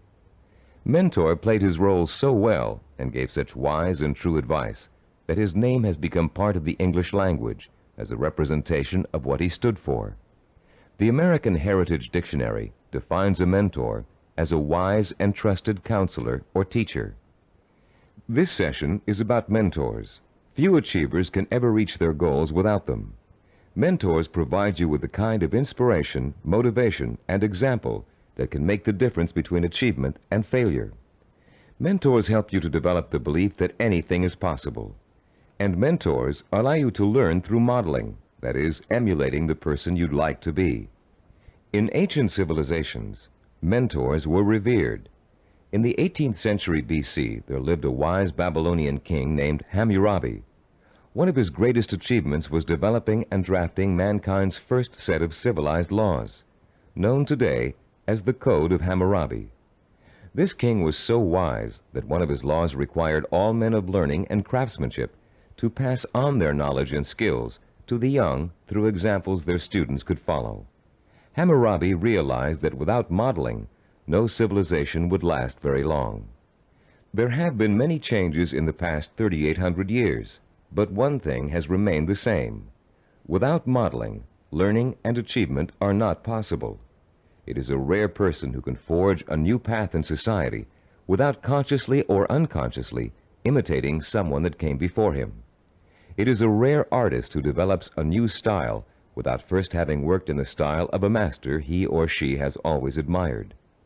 But actual skills aren't the only thing you learn through modeling. Values, attitudes, and behaviors are also passed on from mentors to students. And whether you realize it or not, you've been a student of behavior all your life. As an infant, your eager mind quickly grasped everything that was going on around you. You watched and later imitated what your parents, siblings, friends, and teachers were doing. If you had good models, models of integrity and achievement, most likely you grew up to be an achiever yourself. But if your models reflected apathy or failure, you probably grew up to imitate many of the self-defeating and negative behaviors you witnessed in your early years. Most of us had models who could best be called middle of the road. Your parents may have had specific skills and abilities they were proud of, but fell short of being a good example to you in other ways. An older brother or sister may have possessed exceptional talent in an area where you couldn't possibly compete. As a result, you've probably been instilled with a mixture of negative and positive attitudes about yourself and your abilities to succeed. It's time for you to develop the kind of positive outlook that is critical to developing self-discipline. It's time for you to throw off the cloak of self-doubt and realize that when you acquire self-discipline, you have what it takes to achieve your goal. It's time for you to use that self-discipline to develop the knowledge and skills you need to achieve. And in order to do all those things, it's time for you to find mentors who have already accomplished what you want to achieve. You're no longer a helpless infant who can't pick and choose good models to learn from.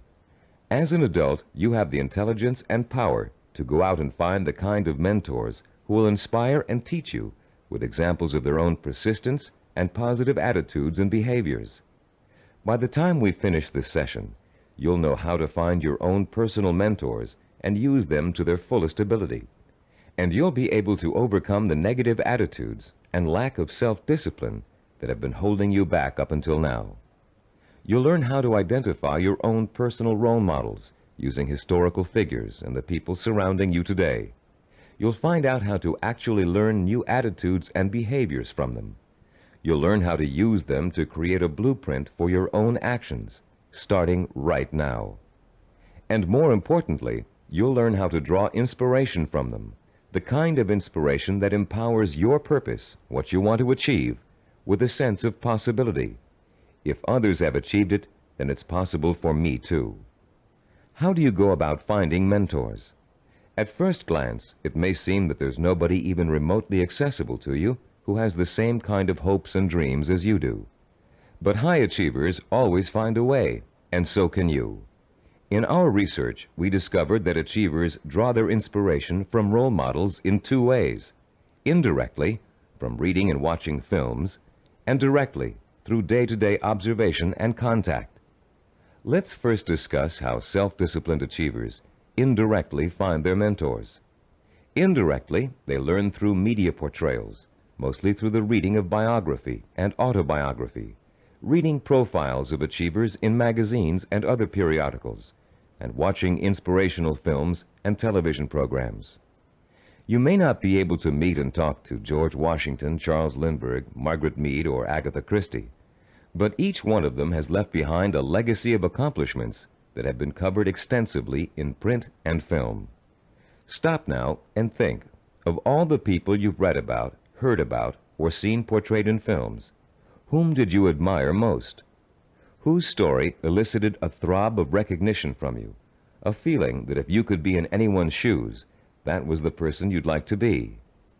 It could even be a fictional character, a great detective or explorer created by an imaginative writer. But there had to be, and still has to be, someone you've always greatly admired and wished you could be like. After he made the film Rocky, Sylvester Stallone talked in an interview about the power of mentors and how his movie worked to inspire millions of people around the world.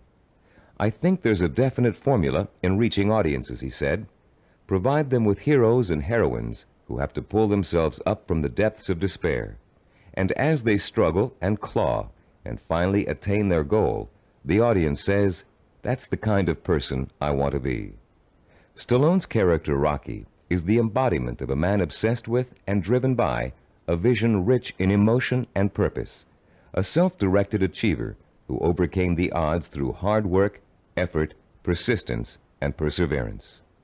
Browse through the New York Times nonfiction bestsellers list this Sunday in your local paper. You'll find that half the books listed are biographies or autobiographies, testaments to people of enormous self-discipline and high achievement. Examples of the power of self-discipline are all around you. You only have to visit your library, your local newsstand, the closest movie theaters, or your local video store for inspiration. Your first step in finding a self-disciplined mentor is to search out books, magazine articles, and movies in which the main characters, fictional or real, have achieved something similar to what you want to achieve. And after studying these people, you can begin to answer the questions. What is it I must do to achieve my goal? What skills do I need to learn? How must I behave? What actions do I need to take? Your mentors will provide you with the answers. The self-disciplined have three direct methods of finding role models to learn from and emulate. The first is through personal acquaintances. They may have a friend whose business or personal successes have inspired them to take similar routes to the top. Or perhaps there's a family member who has achieved widespread recognition for outstanding contributions to the community. Because these mentors are close at hand, they can be watched from a front row seat. You can observe their attitudes, behaviors, and thinking patterns. You can notice how they solve problems. You can pay attention to how they behave when confronted with setbacks or victories. You can watch these mentors grapple with the issues of everyday life and the larger issue of achievement in a chosen area. But sometimes there just aren't any people who are that close to you who fit the bill of the self-disciplined achiever. You must find other methods of seeking out real-life mentors. The second way self-disciplined people directly find mentors is through what is commonly known as networking. Networking consists of building relationships with the people who can introduce and expose you to positive role models. Networking is not to be confused with social climbing. The primary motivation of the networker is to learn as much as he can from as many successful people as he possibly can. The main benefit from networking is the quality of the contacts you can establish. Contacts that will create greater opportunities and put you in the mainstream of successful, self-disciplined role models. The third source of finding models directly is apprenticeship, learning directly from a master mentor. The concept of apprenticeship may seem old-fashioned in a world of computer-assisted learning and mass public education, but most of the high achievers we studied apprenticed themselves in some fashion to a mentor who could pass on his or her skills through intentional, personalized learning. Apprenticeship is extraordinarily common in the arts, trade crafts, business, medicine, law, politics, teaching, and sports. Leaf through any encyclopedia and notice how many of the achievers profiled learned their skills under the tutelage of a master mentor. Some people are obvious masters of their craft and easy to pick as mentors, but sometimes it isn't so obvious, especially when it comes to business or professional achievers. How can you choose among several possible candidates? How can you pick the person who is most likely to provide you with the inspiration and example you need? In Session 2, you used an assessment form to compare your own behaviors, habits, and thought patterns against the 10 positive characteristics of the self-disciplined achiever. On page 25 of your study guide, you'll find a similar form that you can use to identify the strengths and weaknesses of prospective mentors, with instructions on how to use it. Put this form to work for you as you seek out that special person who can help you achieve your most cherished dreams and goals. When choosing a mentor of any kind, pay particular attention to how he or she developed the knowledge, skills, and abilities it took to reach his or her goal. Was there special schooling involved, particular reading materials, an apprenticeship with a mentor of his or her own, carefully sought-out teachers? How many hours did your mentor work every day toward achieving his or her goal? Also, pay close attention to your mentor's way of thinking. Be sure to choose someone who handles stress and pressure well, someone who responds to difficult problems by coming up with creative solutions, someone who loves what they do but still finds time for important personal relationships. The highest achievers work hard but are not workaholics. They still find time to enjoy their friends and families. Look for a mentor who has learned not to waste time and who has mastered the art of juggling a heavy schedule while staying calm and in full control. This will be an important trait for you to imitate, and find someone who neither capitulates to everyone around him, nor is so arrogant he won't listen to the opinions of others. You'll want to learn how to listen well, and then make your own decisions. In looking for all these traits, remember that your mentor is still going to be human and have faults. This is one of the most important things you can learn about your role model. In spite of great success, wealth, and the admiration of friends, family, and the community, he or she makes mistakes just like you. Rather than being disappointed in your mentor, you should rejoice over his or her human failings, because those failings mean that anyone can succeed just as they did. If it was possible for an imperfect person with one all-important goal in life to make that goal come true, you can do it as well. At Cybervision Systems, we've developed a number of sports training video cassettes that use a new and revolutionary learning technique. These video cassettes feature some of the world's greatest athletes, highly self-disciplined achievers who have won world championships and Olympic gold medals. And in the casual conversations we've had while working with these athletic stars, each one has revealed that he or she had a mentor whose skills, attitudes, and behavior served as an example of how to achieve. One of the things that struck us during these conversations was the fact that most top athletes were just as intimidated as you and I might be the first time they met their role model heroes, for lack of a better word. The idea that a major league ball player of undisputed talent might be quivering like a school kid in the face of their lifelong hero made us feel pretty normal, actually. I think we all feel a sort of psychological barrier when it comes to measuring ourselves against our role models. But as the athletes we talked to discovered, that barrier can be overcome quickly and easily. Each of them described the eventual realization that came from playing on a team with a personal hero or from riding the same pro circuit. The realization? As Olympic gold medal skier Jean-Claude Killy put it, everybody puts his pants on, one leg at a time. What each of them realized was that they too could easily perform like the role model they idolized. The idols, viewed close up, turned out to be as ordinary as the worshippers. They realized how great an opportunity they had to learn from their hero. Discovering that their idols were human and fallible, they began to believe deep within their hearts that they could equal or even surpass their idols' accomplishments. Though the role models you choose have developed tremendous strengths that have made them successful, they also have many weaknesses. Renowned fiction writer Ray Bradbury, for example, who was first published when he was in his teens, will never win the Monaco Grand Prix, or even a race to the local supermarket. Why? Because he never learned to drive a car, a skill most of us acquired long ago without thinking about it twice. A friend of ours who was independently wealthy, a local politician, a publisher of fine art books, and a world traveler, wears finely crafted boots with all his clothes, even his business suits. Is it part of his personal style? Yes, but his close friends know his secret. He never mastered the bow knot. This much-admired man literally cannot tie his shoes. Recognizing how human and fallible your mentor really is, demystifying your role model, plays an important role in boosting your confidence in your own ability to succeed.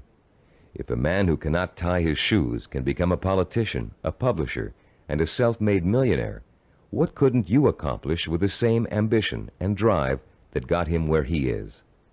This is a man who never let minor shortcomings hold him back. He and 1,000 other mentors will prove to you that you don't have to be perfect to succeed. In fact, you may be amazed to find out that there are a lot of similarities between you and your mentor. People with similar goals often think alike. The only substantial difference, then, between you and your mentor is the kind of self-disciplined effort he or she has applied to achieving a goal. If you apply the same kind of effort, you can be just as successful in achieving your goal. As a matter of fact, you can try on success for size by emulating your mentor's achievements while you're working toward a similar goal. Remember childhood dress-up games, playing pirate with a tinfoil sword and your mother's scarf wrapped around your forehead. Role-playing doesn't work only for children. It can give anyone who's striving to reach a particular goal a template to follow for achieving that goal. Hunter Thompson, who broke new ground in journalism in the 1970s with his gonzo style, picked up much of his technique by imitating one of the greatest writers in the English language, Charles Dickens. Thompson literally sat down and physically copied Dickens by hand, letting his mind and his muscles get used to Dickens' rhythm and style. Hour after hour, he copied Dickens' prose, word for word. And Thompson went on to become a successful and popular contemporary writer. The great 19th century psychologist and philosopher William James contended that if you want to acquire a positive habit or behavior, simply act as if you already have it, and you will. James was aware that the human nervous system is incapable of distinguishing between a physically real experience and a vividly imagined one, which means that once you select your mentor, all you need to do is act just like that person in order to be just like him or her. Remember General Patton? He acted just like Alexander the Great, and he won battle after battle against the Axis. What about Babe Ruth? He imitated Shoeless Joe Jackson and went on to achieve much greater fame than his role model. Or perhaps you've heard of a fictional character named Bunker Bean. Bunker Bean was a timid, weak boy, raised by his parents to think he would always be a failure, and he was. He failed in school, he failed with his friends, he failed in everything he attempted, until one day Bunker Bean ran into a fortune teller who told him he was the reincarnation of Napoleon and was destined to achieve great things. Bunker Bean was shocked out of his usual apathy by this revelation. Going to the library, he took out every book he could find on the legendary Napoleon Bonaparte. He bought posters of Napoleon and hung them up all over his room. And as he studied about the emperor, whom he really believed was his former self, he began to imitate Napoleon's habits, attitudes, and behaviors. Years later, Bunker Bean was a rich and powerful man. He had everything anyone could have asked for. Running into the fortune teller one day, he thanked her for changing his life by telling him about his former self. And to his astonishment, she laughed and told him she had lied to him years before, just to get his money. He wasn't the reincarnation of Napoleon after all. Bunker Bean was crushed. But since he had spent the many years acting like his role model, he found he couldn't shake the habits of success he had acquired. It was then that Bunker Bean realized that everyone is born with the potential to be a great achiever, if they can only believe they are. You don't need a fortune teller to set you on the road to greatness. You do need to find a mentor, study that mentor, realize his or her strengths and weaknesses, and start imitating the behavior that made your mentor the success he or she is today. If you were an actor preparing for a starring role, you'd spend months studying the script, learning your lines and rehearsing your part over and over again until you knew it inside out. Only then would you have the knowledge, skills, and confidence to make a glorious debut. If, as Shakespeare said, all the world's a stage, then finding a mentor is your way of choosing your own starring role. For a while, as you closely observe your mentor and learn the script, you'll be just an understudy. But then, one day, the stage will be yours. Acting as if has remarkable suggestive power. In a book called The Wind Walker, which was made into a powerful film, an aged blind Indian spends his days teaching the ways of warriors. Sitting late at night, reflecting on the day's lesson and the children's reactions to it, he recites a poem to the heavens, part of which goes, "And did you not see the glow of their faces when he called them men, when he called them warriors? And is it not so that we become most quickly the persons we think we are?" And later, this passage appears. He was making the children feel important, that one day they could be important. That was the way of a teacher, of a true man. Once you select your role models and learn about them and from them, you, like the young Indian children, should feel important, so that one day you will be important. This power of importance you draw from role models is really the power of possibility. Once you learn about your role models, their strengths and weaknesses, they become real and human to you. You stop worshiping them and begin to believe that you can become like them, or even surpass them. Once you make this realization, then your purpose becomes more real, more possible, and the fires of desire, fanned by the sense of possibility, begin to burn deep within your heart. And then, and only then, can you successfully begin the process of working persistently and progressively toward your vision and purpose. We're now reaching the heart of the action section of this program. In this session, you're going to learn how to transform your purpose into sensory-rich, emotion-provoking images of achievement. But before we do, let's quickly review the kinds of actions you've taken so far to begin your journey to achievement. In Session 4, you learned how to determine your purpose, the goal that represents the true desire of your heart and mind. This purpose is so important to you that you're willing to dedicate a great deal of time and energy to achieving it. It gives you a reason for living, and a reason for becoming the kind of self-disciplined achiever who can make it happen. In Session 5, you learned how to identify models of achievement, people who have already attained goals similar to yours. You learned how to turn those models into personal mentors, people who can inspire and teach you to achieve in much the same way they did. You found out how to isolate and identify their talents and habits. You also learned to use your mentors to create a strong sense of possibility, a feeling that if they could do it, so can you. With a clearly defined purpose and a strong feeling of "it's possible for me," you have already broken through the chains of failure that shackle and bind more than 90% of mankind. Most people don't have a purpose. They don't think that they're capable of achieving anything worthwhile. Now you're ready to take another giant step on the road to achievement. In this session, you're going to learn just how to translate your purpose into an emotion-provoking vision. This vision will become so real in your imagination that it will inspire and motivate you to work towards it every minute of every day until you make it come true.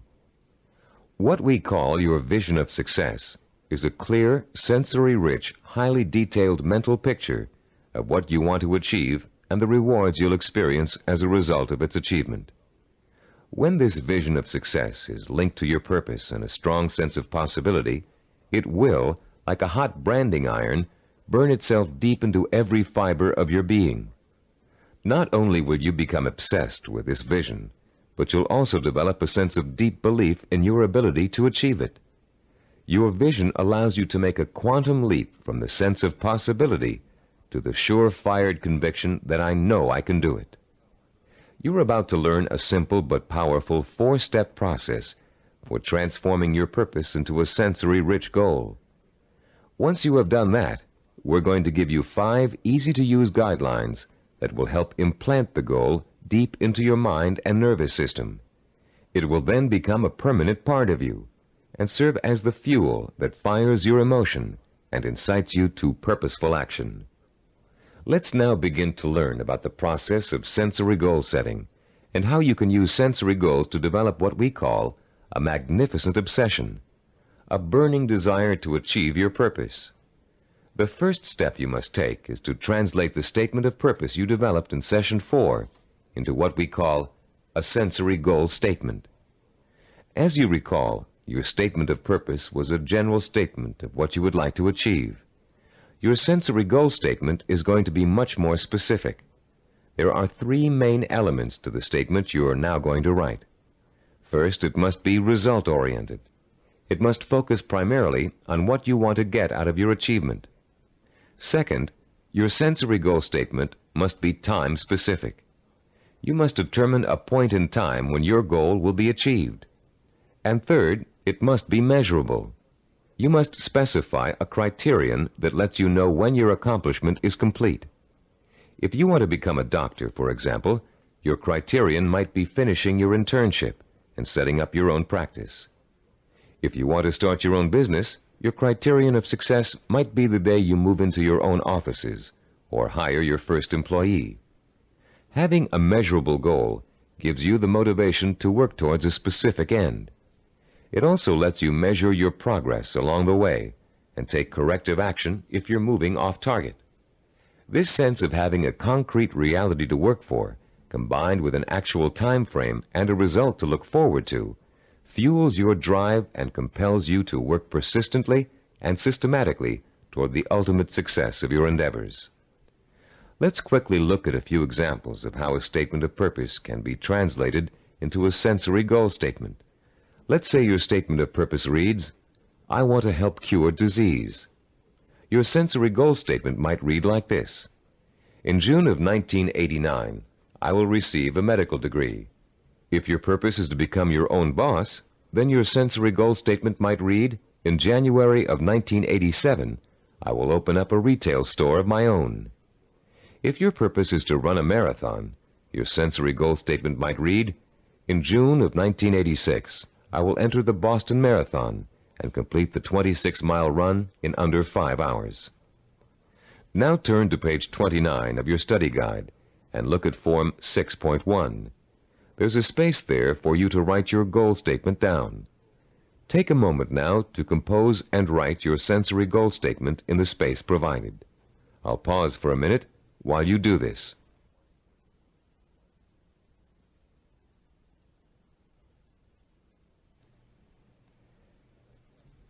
After writing your sensory goal statement, your next step in the sensory goal setting process is turning that statement into what we call a vision of achievement.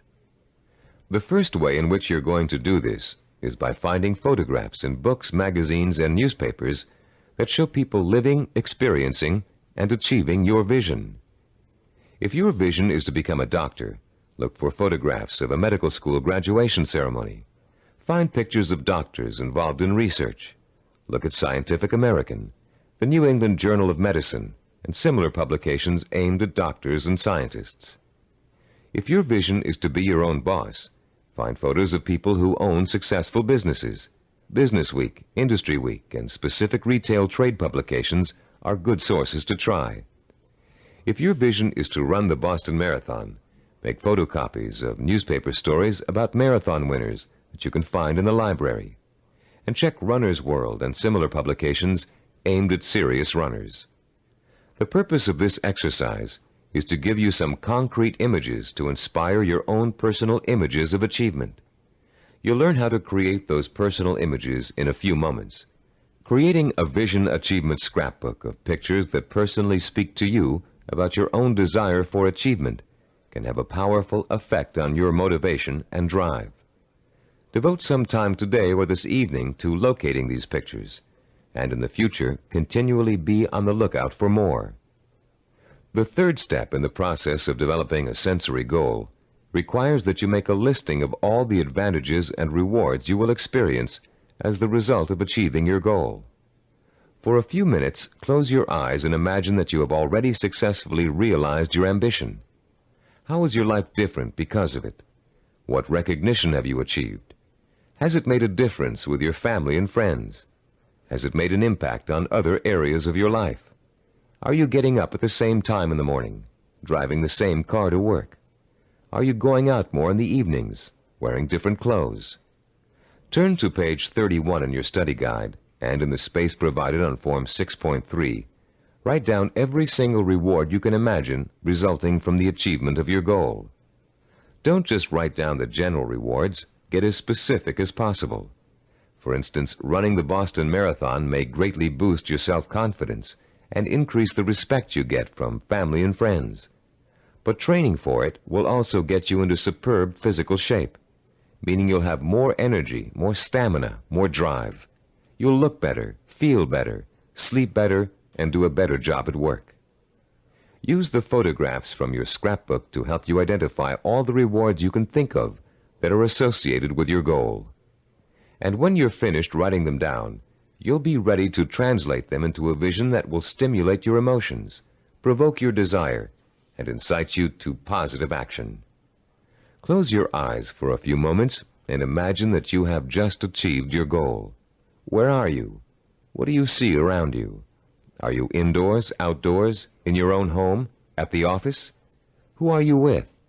Notice every tiny detail of your surroundings, including the texture of wallpaper, the color of the sky, the faces of the people you're with, the clothes they're wearing.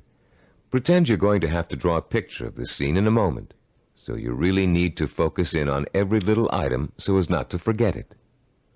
Now, holding that visual image before you, switch your focus to sounds. What are you hearing? Are people talking to you? Are they congratulating you? If so, what are they saying? Are you hearing the voices of your parents, your spouse, your children, your friends? Are you all watching TV, where a famous newscaster's voice is reciting the story of your achievement? Maybe there's a party being held in your honor, and you can hear music in the background. Concentrate on every single sound you can hear and differentiate. Now, let's add the sense of touch. Are people shaking your hand? Do their hands feel smooth, rough, warm, cold? Are the grips firm or slack? Are you being patted on the back, hugged by your family and friends? Is someone pulling at your sleeve to get your attention?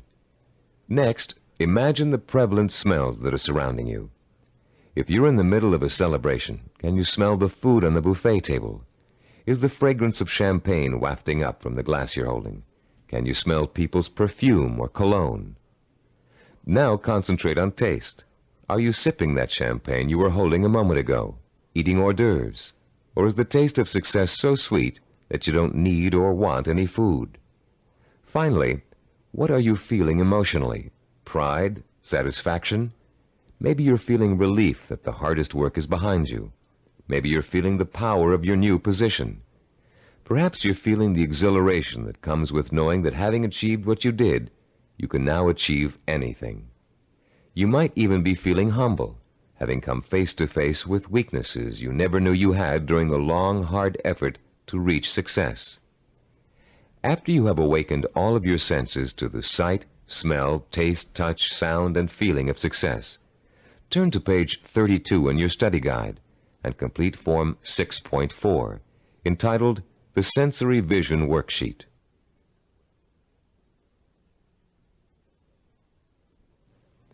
The four-step process we have just outlined takes you on another emotional journey that gets progressively richer, clearer, and more potent. You start with a specific statement of what you want to achieve and when you want to achieve it. Then you gather inspirational photographs of others who have achieved what you want to achieve. You imagine and list the rewards and benefits you'll experience as a result of achieving your goal.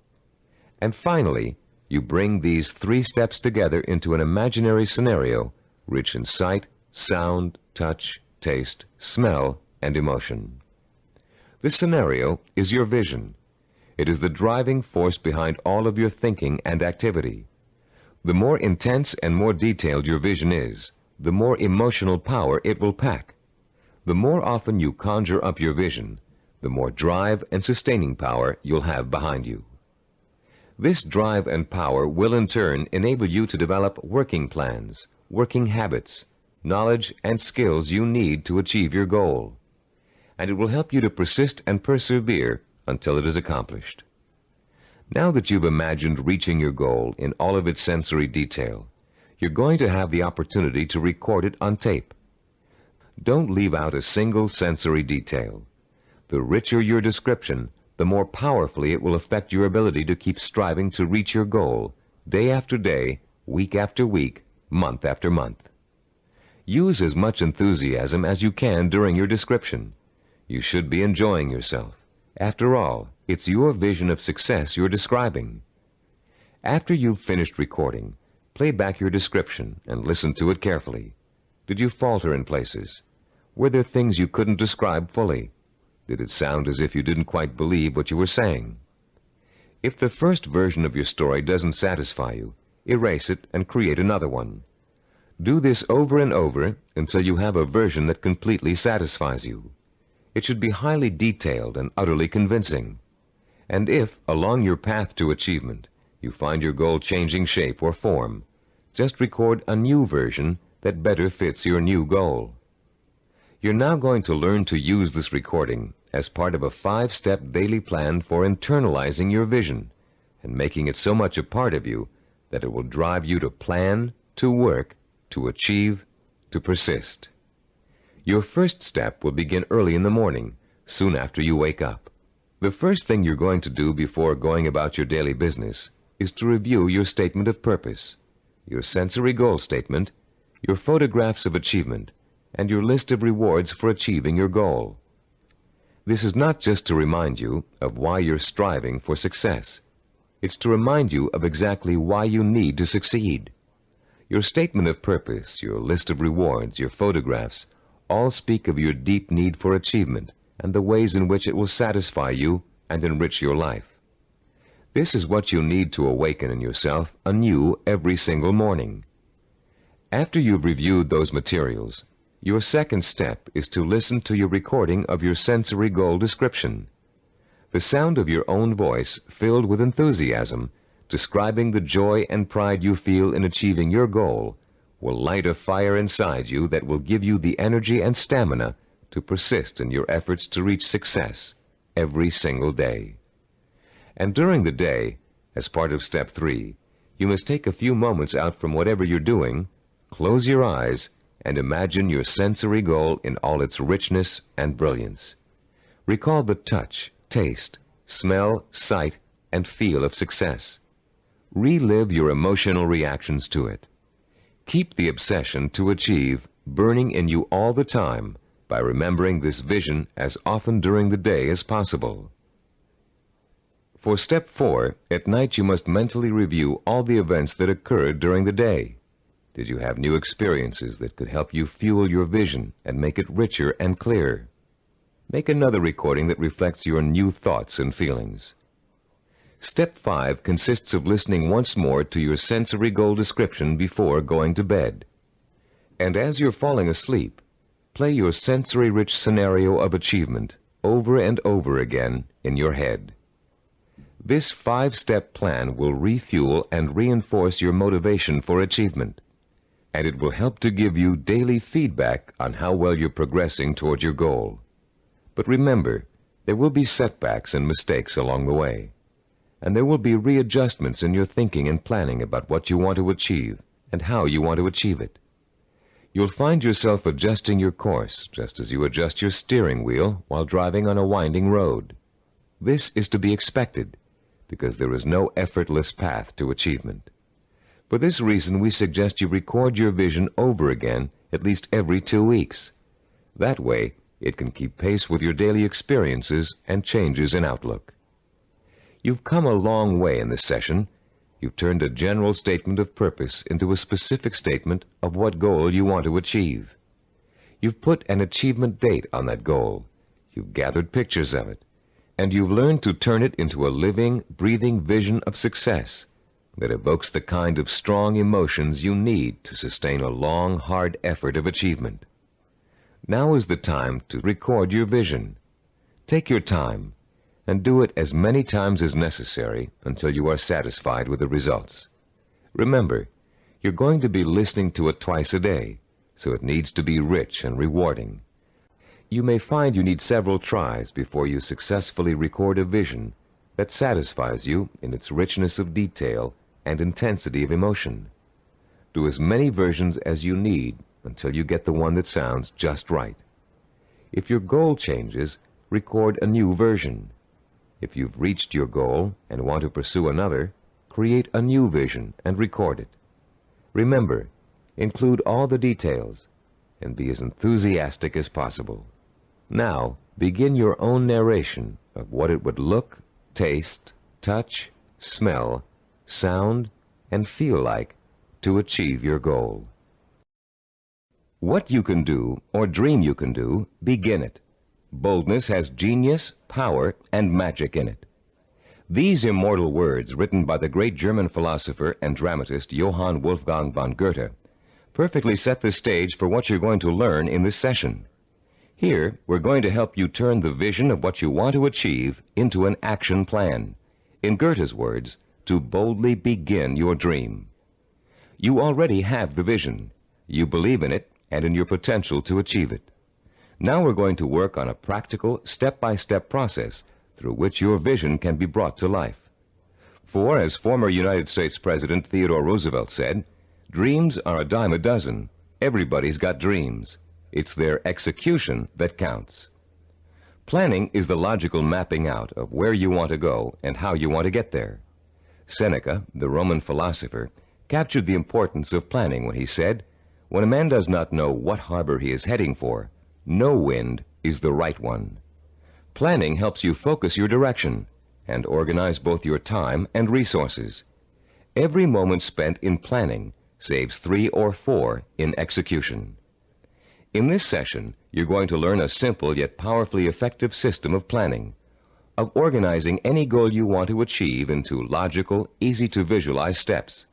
This system is applicable to any type of task or project, from building a deck to getting a medical degree.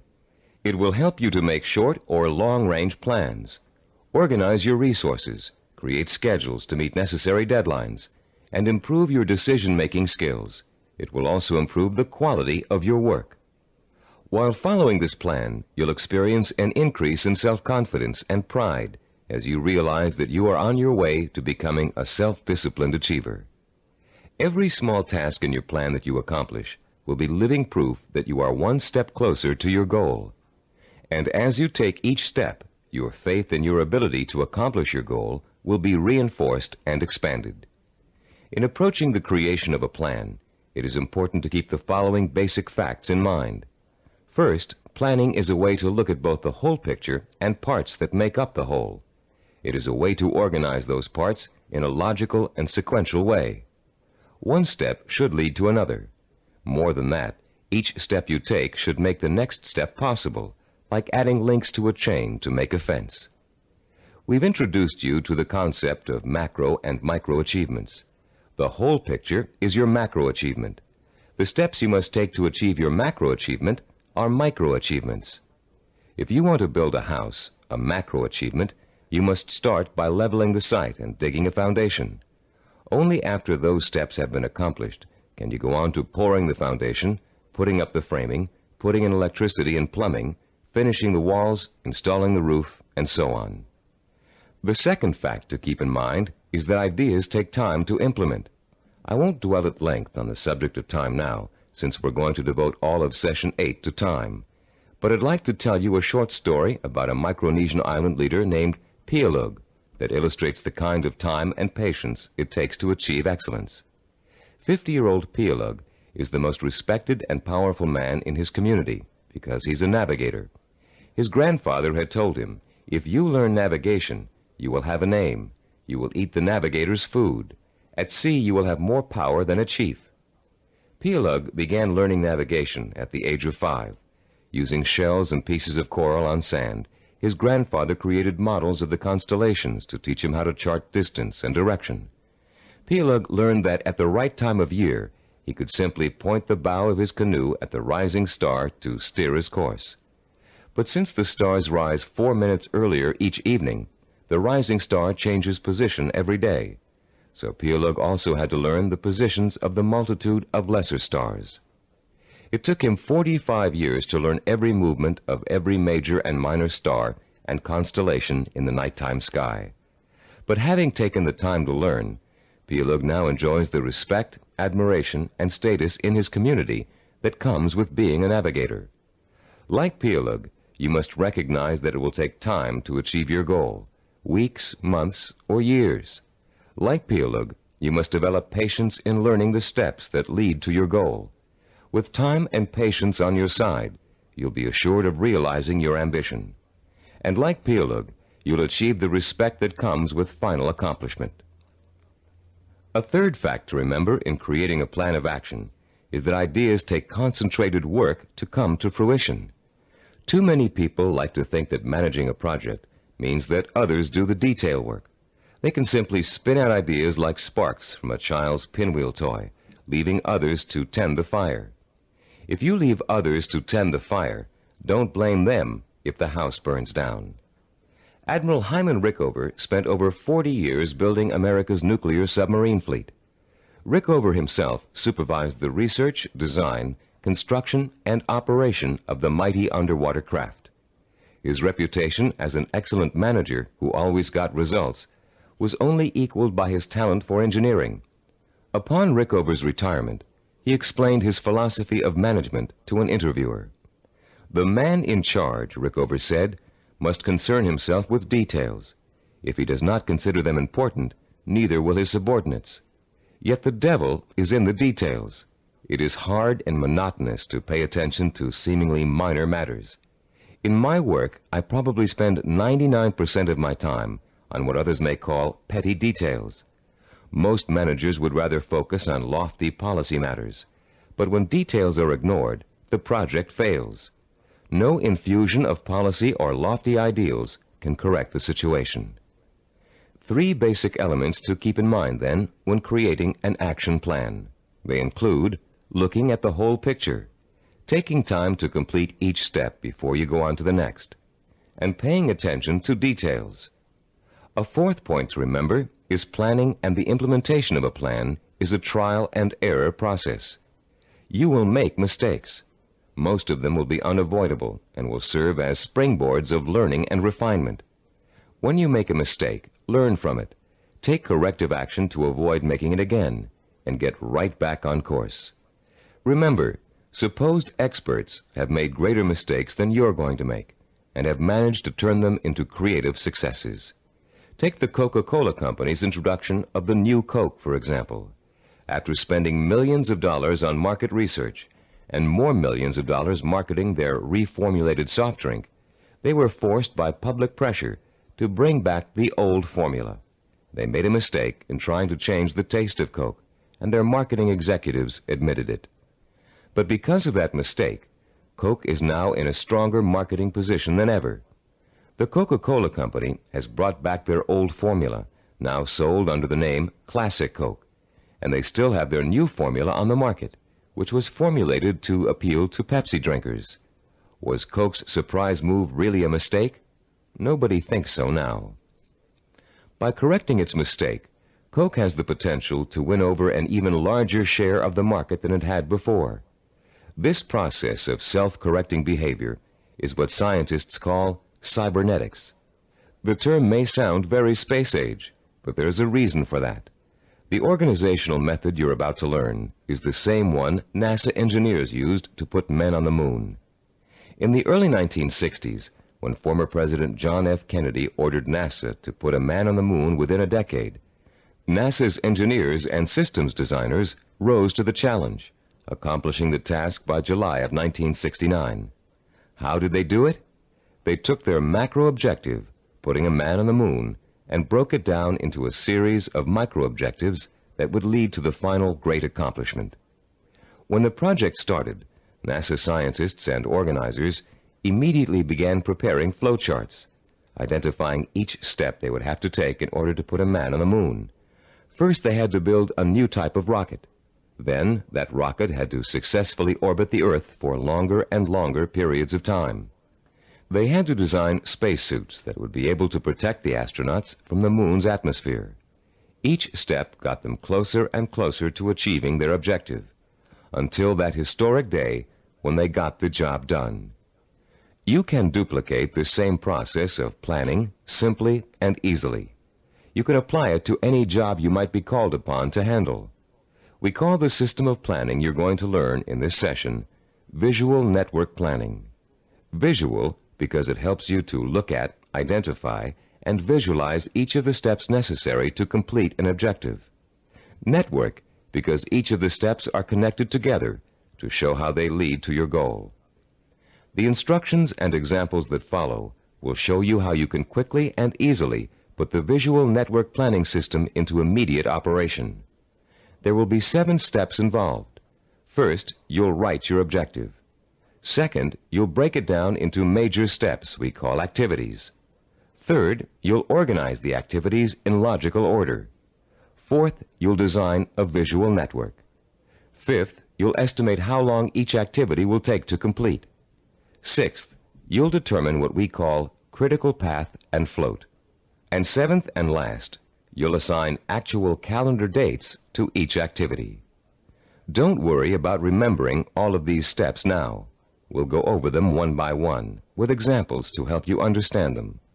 For now, as we begin our discussion of this powerful planning system, you'll need to refer to your study guide and follow along as I explain each concept. I'll pause here for a few moments while you locate the page. First, let's discuss the 4 basic elements of visual network planning. Look at diagram 7.1 on page 36. The first element is what we call an activity box. An activity is a step or task that must be completed in order to achieve a goal. The name of the activity is listed in a box. One activity is linked to another activity by a line with an arrow. This linking of activities is the second element of a visual network plan. The third element is the activity's reference number. Each activity is assigned a number for the purpose of identification. The number is circled and located in the upper left-hand corner of the activity box. Any number can be assigned to an activity box, and the numbers you do assign don't necessarily have to follow in numerical order. Activity number 23 can follow activity number 15. The fourth basic element of a visual network plan is what we call duration. Each activity takes a certain amount of time to complete. That amount of time is called its duration. Duration is listed at the bottom right-hand corner of the activity box. It can be represented in minutes, hours, days, weeks, months, or years. Now let's use these elements to build a simple network, a group of linked activities that lead to a goal. Refer to diagram 7.2 on page 36. This diagram assumes that you have some hard winter wheat and a wheat grinder, and you want to make some fresh, hot, whole wheat cereal. How would you develop a simple visual network plan to illustrate all of the steps you must take to end up with a bowl of piping hot cereal? Your first step would be to get a piece of paper and pencil and list your objective on the top. In this case, it would read something like, cook whole wheat cereal from scratch. Your second step would then be to break your objective down into its major steps or activities. In this case, there are 2 major activities involved. The first is grinding the wheat. The second is cooking the wheat. Third, you would then put the activities into their logical order. In our example, the wheat must be ground before it can be cooked. And fourth, you would construct a visual network plan in which the 2 steps are placed in activity boxes with reference numbers, durations, and linked arrows. We have already developed the visual network plan for this objective in diagram 7.2. As you can see, activity number 2 is grinding the wheat. Activity number 4 is cooking the wheat. When activity number 2 has been completed, having taken 2 minutes, activity number 4 is ready to begin. Activity number 4 takes 7 minutes. Reaching your goal of making a bowl of fresh, hot, whole wheat cereal takes a total of 9 minutes. This simple visual network plan shows you how many activities you need to complete before your goal can be accomplished. In this case, 2. And how long each activity will take. In this case, 2 minutes and 7 minutes. The example is very elementary. If you look at diagram 7.3 on page 37, you'll see a slightly more complex visual network plan. In this case, our goal has two activities that are dependent upon the completion of one activity. Here our goal is to get both a car and a motorcycle out of a garage. Neither can be accomplished without opening up the garage door. Notice also that Activity 5, labeled Getting the Car Out of the Garage, is independent of Activity 7, labeled Getting the Motorcycle Out of the Garage. Both activities 5 and 7 can be accomplished at the same time, providing you have someone to drive each vehicle and providing the door is opened first.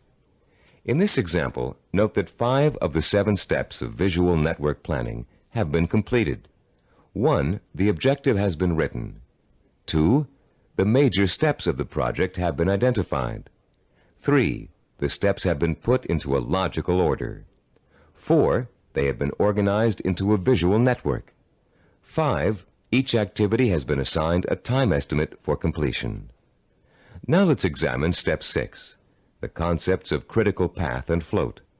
To help you follow along in our explanation, turn to page 38 of your study guide and look at diagram 7.4, titled Critical Path and Float.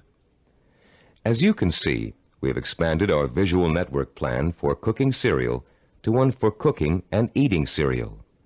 The new objective is to prepare and eat freshly ground whole wheat cereal in 15 minutes. Look at the visual network plan. You now have 3 separate paths that come out of Activity 3, grinding wheat. Going from the top down, the first path is made up of Activities 3, 5, and 11. The middle path is composed of Activities 3, 9, and 11. The bottom path includes Activities 3, 7, and 11. Look at the 3 paths individually and total up the amount of time each will take. The middle path will take a total of 14 minutes to complete. The top path takes only 8 minutes. The bottom path takes 9 minutes. Look at your objective again.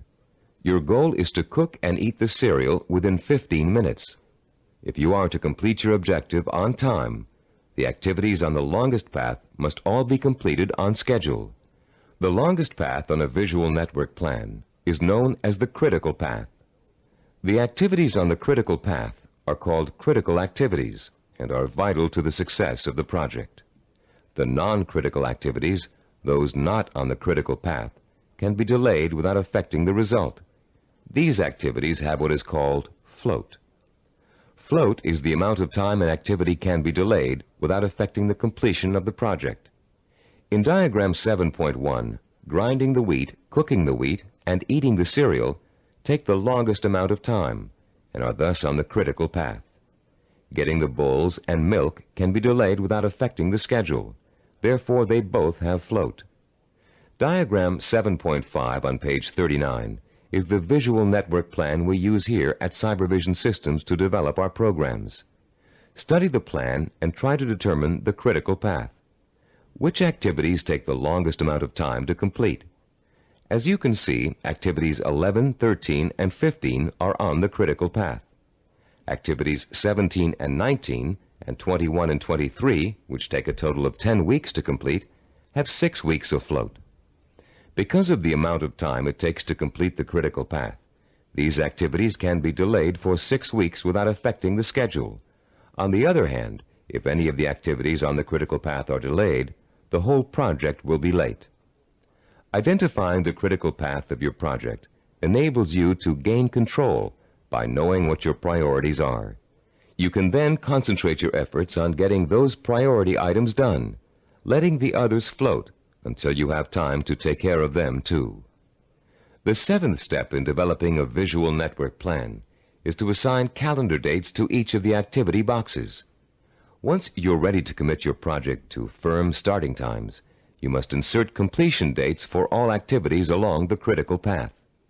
For example, if we were to begin our audio program development on January 5th, and the first activity on the critical path, developing a program idea, has a duration of 1 week, then the activity box showing the completion of this task would have a target date of January 12th. That date, and all others on the critical path, must be met in order for the project to be completed on time. A delay in finishing a critical path activity will result in the delay of the project. But critical path dates have another function besides keeping your project moving on time.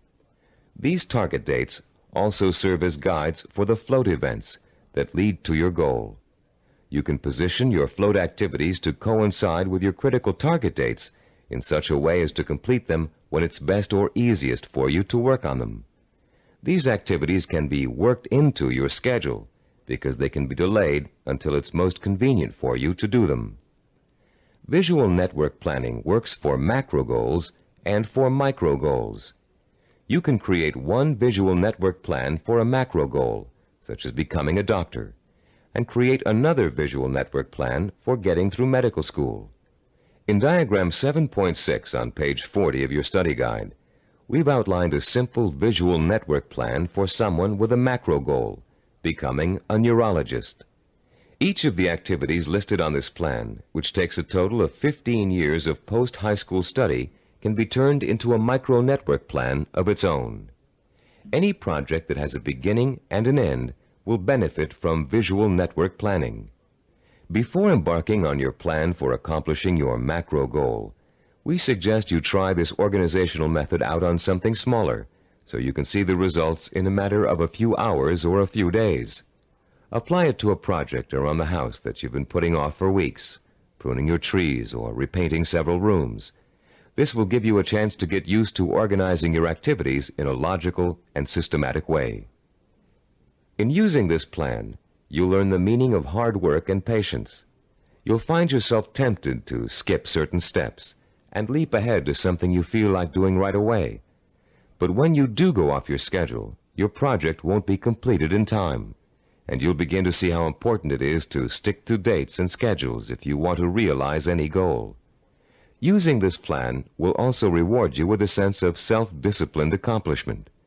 As you complete each task on your path to success, you can mark it off on your chart and be proud that you've done it. You'll also be able to look at your chart at various times during your project and see how far you've come. Before we go on to complete this planning session on cassette side 10, I'd like to say a final word about the planning system you've just learned.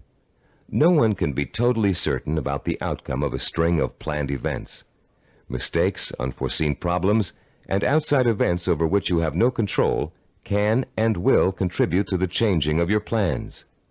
Your visual network plan is not carved in granite. It's a living, working system that must change to accommodate the changes in your life. You may underestimate the amount of time it will take you to complete an activity. You'll know better the next time. You may find that you don't need to perform a certain activity at all, giving you some breathing room in your schedule. The objective of this plan is not to give you a rigid yardstick against which to measure your success or failure. Rather, it is to give you a logical, working system for achieving your goal. In creating your visual network plan, do your best to be as accurate as possible about dates and durations of activities. But remember that things may go wrong, and you may have to change those dates. This is not an excuse to quit. It is a good reason to keep sticking to your plan, for without it, you have little chance of achieving your goal at all. Remember, to successfully realize your purpose, you must have the courage to take risks, the courage to fail, and the courage to learn from your failures. Visual network planning is a roadmap that points out your destination and suggests a way to get there. But it doesn't tell you how to take the trip. It's up to you. On the next side of this tape, you'll take the exciting step of developing your own visual network plan, and you'll write your own story of achievement in a way that brings home the power and reward of final success. Now that you've been introduced to the guidelines of effective planning, you're ready to turn your own purpose and vision into macro and micro plans. As you do, keep in mind the following suggestions.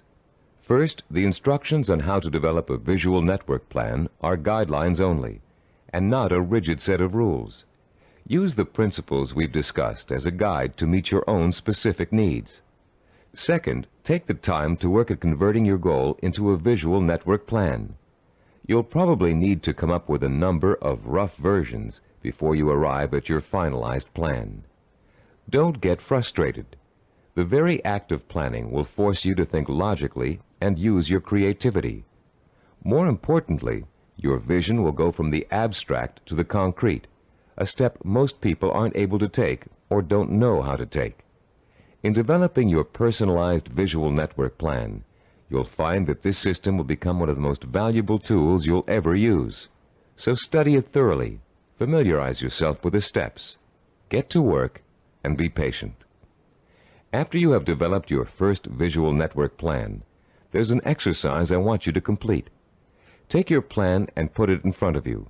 Study what you've written for a few minutes. You have a stated objective, a list of activities, and a time frame. That's all it takes to tell a story. So I'm going to ask you to tell the story of the achievement of your own goal. Only you're going to tell the story in the past tense, as if your goal has already been achieved. In your story, pay attention to details. How long did it take to reach your goal? What did each step along the way feel like? Did you have to reevaluate your goal in the process of achieving it? What did you discover about yourself along the way that led to the successful achievement of your ambition? Keep your story simple. Pretend you're talking to a friend. Be enthusiastic. Be proud. Give your friend a step-by-step description of just how you did it. First I did this, then I did that, and this happened along the way, so here's how I took care of it, and so on. Now you're going to tell your story on tape to describe your success in sensory-rich detail, with all the enthusiasm you can muster, as if it finally really happened. When you're done, you'll have a record of your success that you can refer to again and again for inspiration.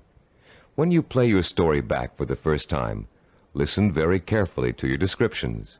Did you falter in places? Was there a lack of conviction in your voice in certain areas?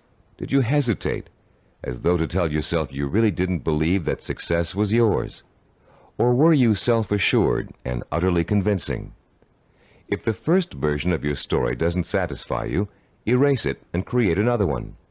Do this over and over until you have a version that completely satisfies you with its richness of vision and inner strength. When you achieve your goal, you can use this same method of storytelling in pursuing another one. Always make sure that your story rings true and offers real inspiration to you when you hear it. Remember, don't be afraid to brag and relive the success you've already accomplished in your imagination. You've already taken an important step in mastering the science of self-discipline by learning how to turn your most important goals into step-by-step plans for achievement. Now comes the time to roll up your sleeves and learn how to put these plans into action. This is an exciting moment for you and a turning point in your quest for success. Up until now, you've learned how to prepare for achievement. Now you're going to learn how to actually tackle the hard, efficient work that is the bread and butter of achievement itself. Notice we said hard, efficient work, not just hard work. Hard work alone doesn't guarantee success. In fact, many unfortunate people spend a great deal of time working very hard and never get anywhere in spite of it. Making intelligent and efficient use of your time is of paramount importance in achieving your goal, especially when that goal may take years to achieve. In this session, you're going to learn how to manage your time and effort so efficiently that you won't waste one valuable moment in your journey to achievement. You'll learn how to find time in an already busy schedule to work on the micro tasks that make up the stepping stones to your macro purpose. You'll find out why what we call seasoning, a special way of looking at time, is so critically vital to your success. You'll learn how to actually quicken time, make hours seem like minutes, weeks seem like days, and years seem like months. And you'll learn once and for all how to develop the do-it-now habit, allowing you to permanently overcome the world's #1 cause of failure, procrastination. By the time you finish this session and complete the corresponding exercises in your study guide, you'll be equipped with a new attitude towards time and achievement, and you'll be ready to begin systematically putting your step-by-step plans into purposeful, disciplined action. Let's now begin exploring the fascinating principles of using and managing time that can make the difference between success and failure. To begin at the beginning, let's talk a little bit about the relationship between time itself and achievement. We all know that it takes time to accomplish something. Depending on what you'd like to accomplish, it may take a little bit of time or a great deal of time. The same goal can also sometimes be achieved in less time or more time, depending on how good a job you want to do in achieving it. Think about any small task you might be confronted with around the house. Let's say one of your doors is stuck and needs planing in order for it to open and close easily. There are lots of ways you could accomplish that task, and lots of shortcuts you could take. But in order to do a really good job, you know you should measure the door and doorway opening, figure out how much wood you need to remove, take the door off the hinges, and mount it on a sawhorse and plane it down until it reaches the right size. This approach may take longer than some others you can think of, but it's the best way to achieve your goal.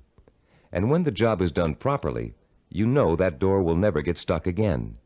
The person who takes the time to do the job right is the epitome of the self-disciplined achiever. Someone who has learned not to worry about time, but use it to its full potential to achieve a goal in the best way possible. None of your goals are going to be as simple as this one to accomplish, but the principle remains the same.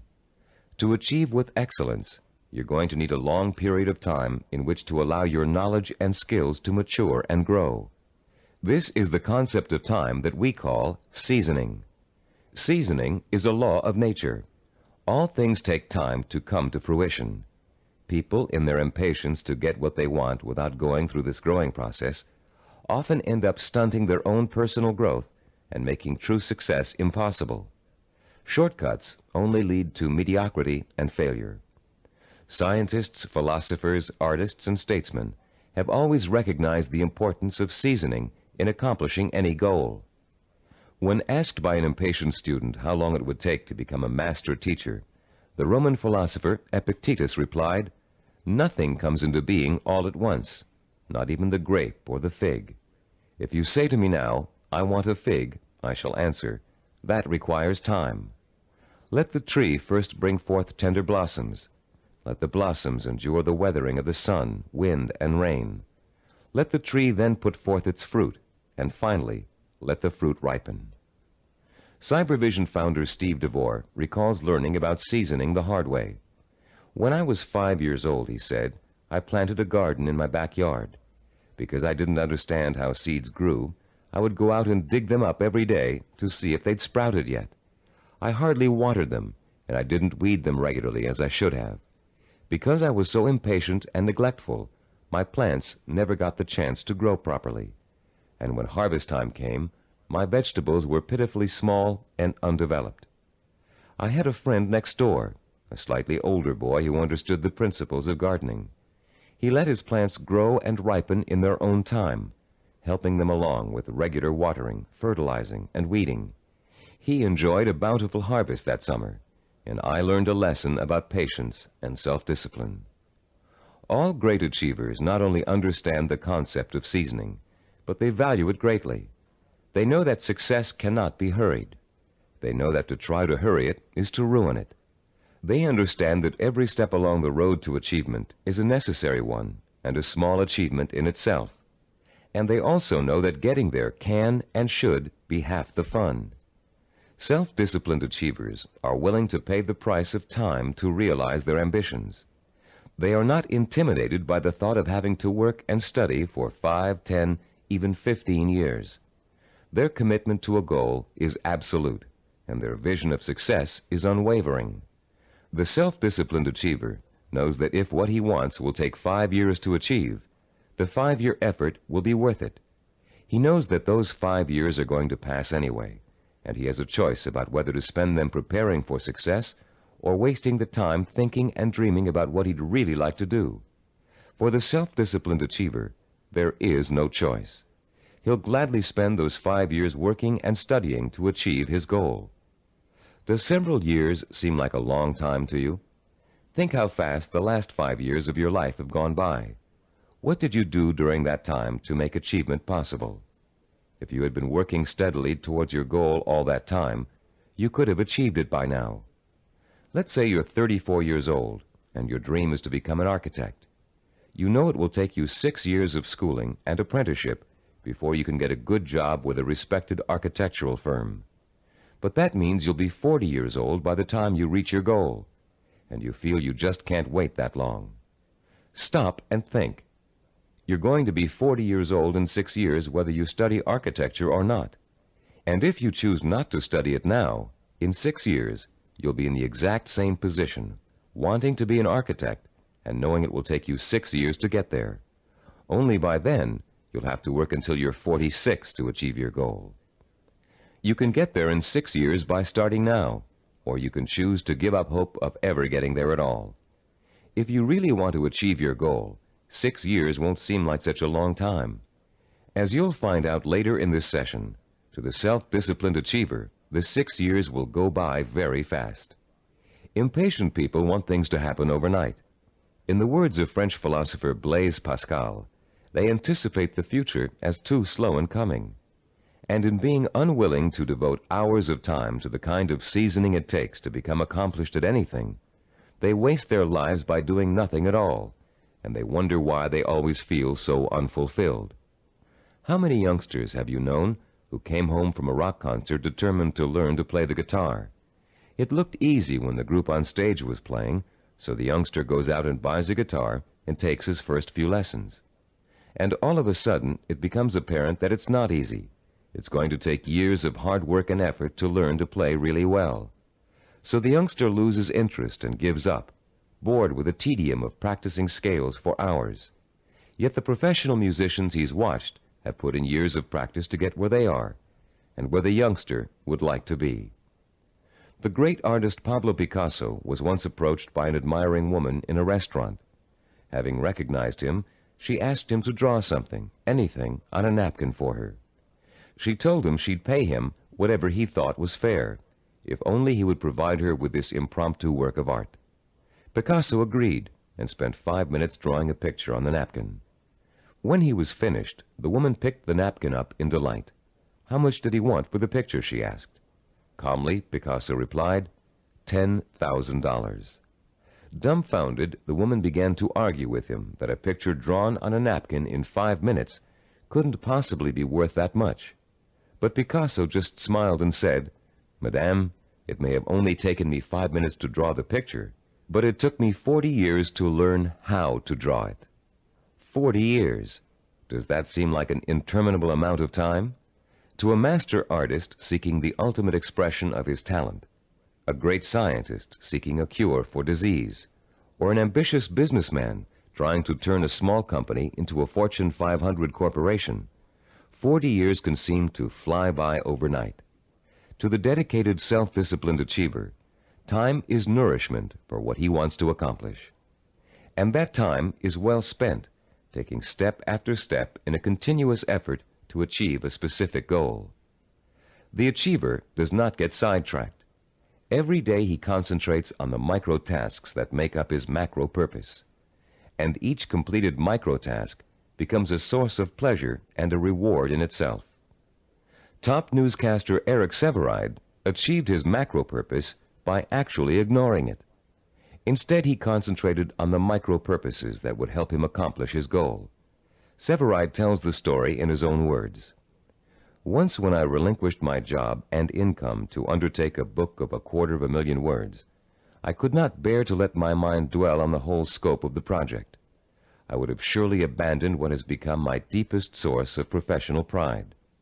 I tried to think only of the next paragraph, not the next page, and certainly not the next chapter. Thus, for 6 months, I never did anything but set down one paragraph after another. The book wrote itself. Years ago, I took on a daily writing and broadcasting chore that has totaled now more than 2,000 scripts.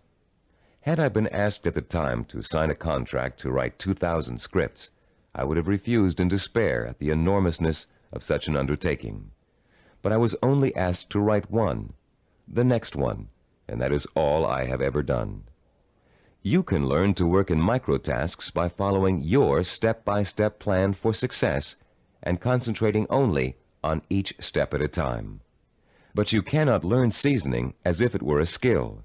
Seasoning is an attitude that must be adopted and made part of your mental framework if you are able to achieve your lifelong purpose.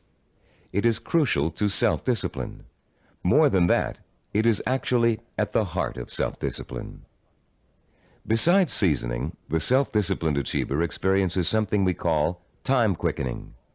Time quickening does not mean taking shortcuts, as you might first guess. Rather, it represents what happens to your perception of time as you become involved in the pursuit of your goal. Time quickening is an almost magical experience where time seems to disappear and you know you're in complete control of what you're doing. When it happens, you feel energetic, concentrated, and completely absorbed in your task. We've all experienced time quickening when we're doing something we particularly enjoy. For you, it may have happened while you were reading an exciting murder mystery, watching an action-filled movie, playing a game of tennis, or even weeding a garden. Time quickening takes place whenever you find yourself completely engrossed in something to the point where nothing can distract you. The moments fly by so quickly, you're just not aware of them. Past and future seem to disappear, leaving only you and the task you're engaged in. And after what only seems like minutes, you look up and notice in shock that a great deal of time has passed. Dreams are a reverse example of this phenomenon.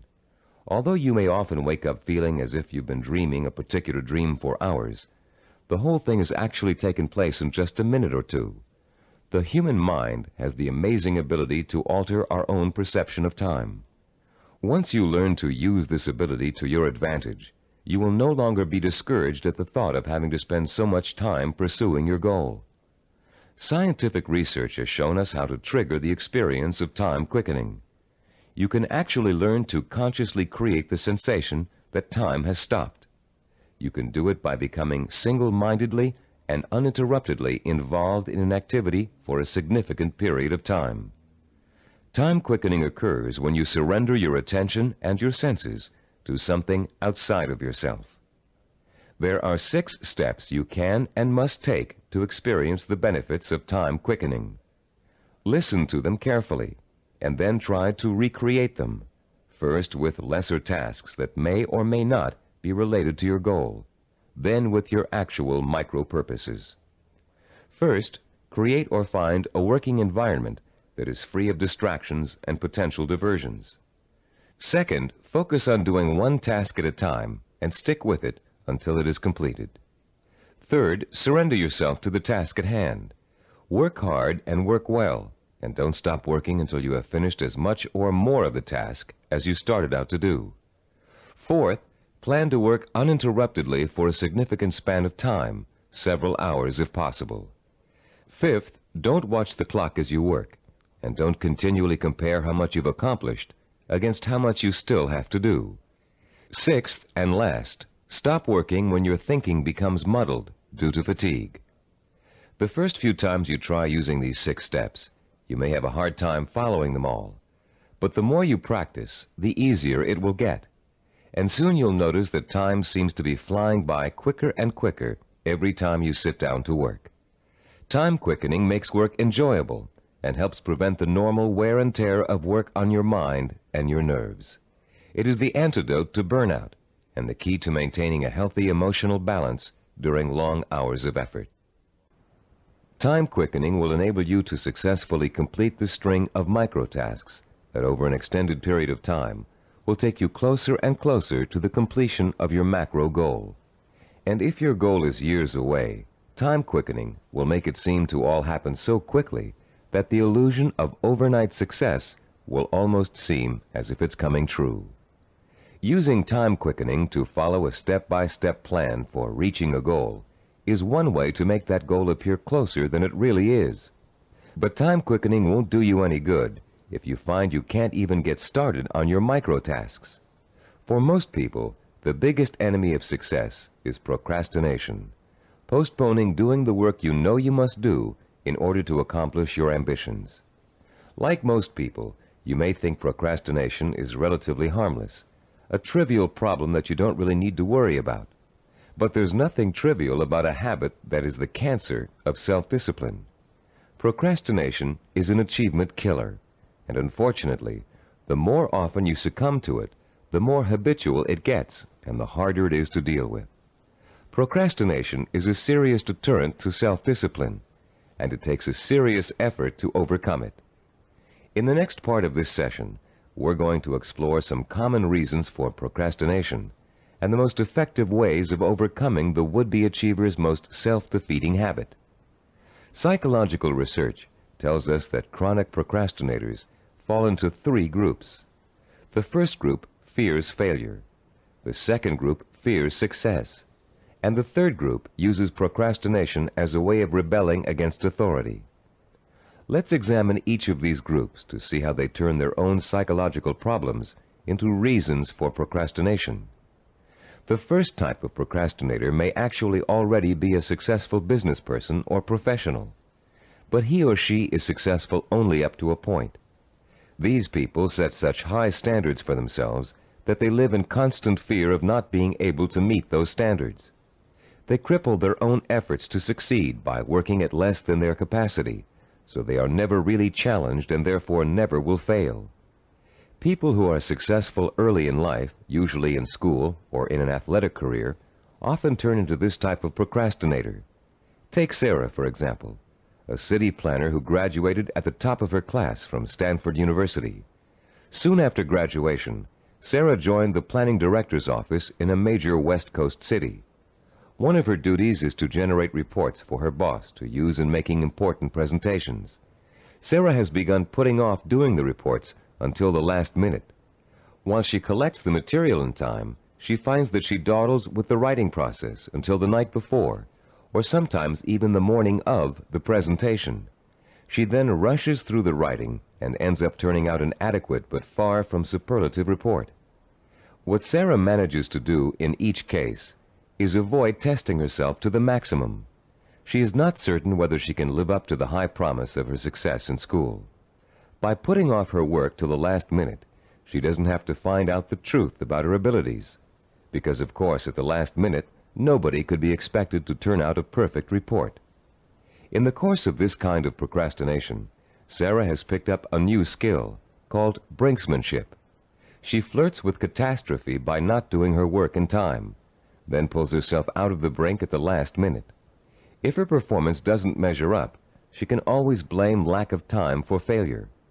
When her performance is good, she can applaud her ability to come through in the clutch. All that Sarah is proving is that she can do an adequate job at the last minute. The real test, what she'd do with the report if she took the time to work on it, has never been faced. The second group of procrastinators are afraid of the very thing most people are striving for, success. Some of these people are simply afraid to stand out from the crowd. They don't want to be seen as different. Many are afraid that if they are too successful, they will outgrow marriage partners, families, or friends. These people limit their own performance, actually holding themselves back, because they fear the kind of change success may bring to their lives. The third group of procrastinators is constantly rebelling against authority. These are the people who put off doing their work because it gives them a feeling of control over their boss. Rebellious procrastinators spend their lives reacting to a fear of being controlled or dominated. Whenever something is expected of them, they react by procrastinating just to prove that they are the ones in power. If you're a procrastinator, you probably fall into one of these three groups, or you may find you have a little bit of each type of procrastinator in you. Understanding the reason for your procrastination is your first step towards overcoming it. It's especially important for you to realize how self-destructive and self-defeating procrastination is. Whether you're rebelling against someone or responding to an inner fear, procrastination will eventually hurt you in everything you try to do. There are a number of techniques you can use to help overcome the habit of procrastination and replace it with energetic, efficient, inspired action. William James, the great Harvard University psychologist and philosopher, who already taught us in Session 5 the value of acting as if we are what we want to be, has a very practical solution to procrastination.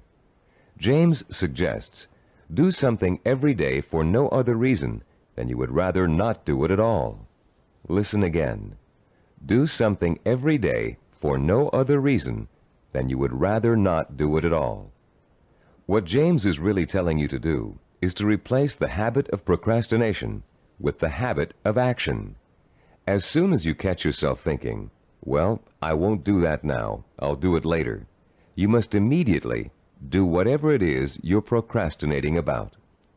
Self-disciplined achievers also use two special time management techniques to overcome the tendency to procrastinate. The first is called Swiss cheesing. The second is called unscheduling.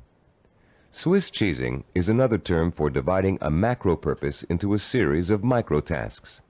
The management consultant who invented the term conceived of it as a way of poking holes in a large task to make many smaller tasks. If you have a task that will take 2 hours, Swiss cheesing it creates 8 15-minute segments, or 4 30-minute segments, or however many smaller segments you need to get the task done.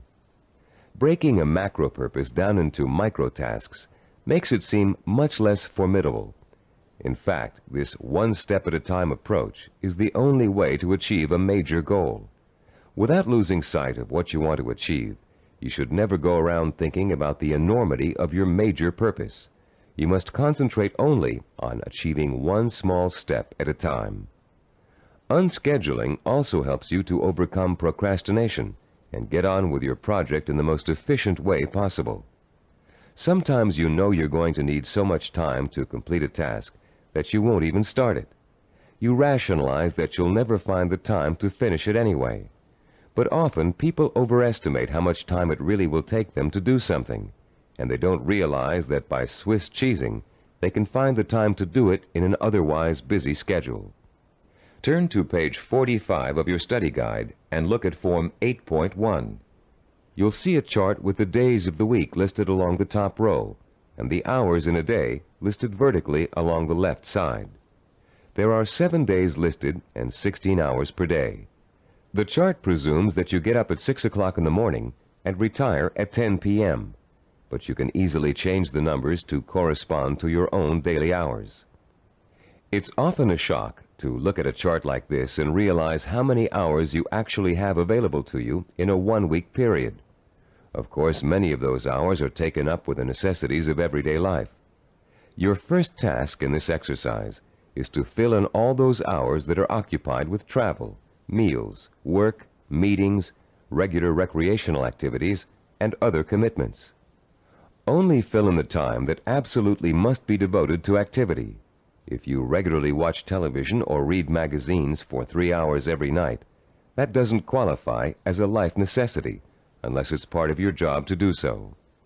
When you've finished, look at the boxes you haven't filled in. These represent your free time, time you have full control over and can devote to your own micro projects. You may be amazed to find that you easily have 20 or 30 hours per week of free time to devote to your project. And if you include time that's spent commuting on a bus or train, the hours may add up to considerably more than that. Once you've ascertained when and where your free time occurs, you can begin allocating that time to your micro projects. When the hour arrives to start working, remember William James' advice and do it now. Work uninterruptedly during that time, taking scheduled breaks only as necessary. And don't allow yourself to get sidetracked. Working uninterruptedly means learning to say no when people try to take you away from your work. If a friend calls up and asks you to go bowling while you're working, you must learn to refuse. Make a date to go some other night, but complete your working hours in the time you've allotted to them. Let your family know that you're serious about completing your tasks. Schedule time to enjoy being with them, and let them know that when you're working, you are not to be interrupted. After successfully completing each work session, fill in the blank hours on your chart with a special colored pen or pencil. Choose a name for your project and fill in the blanks with that name. It will soon become extremely rewarding for you to look at the chart and see the red or green boxes begin to take up considerable space on the page. More rewarding, you'll begin to see real progress in your effort to complete your micro tasks. As you learn to devote uninterrupted time to your work, you'll find the time-quickening experience begin to occur more and more often, and you'll be less and less inclined to procrastinate. Soon your micro-projects will become as much a part of your life as eating and sleeping.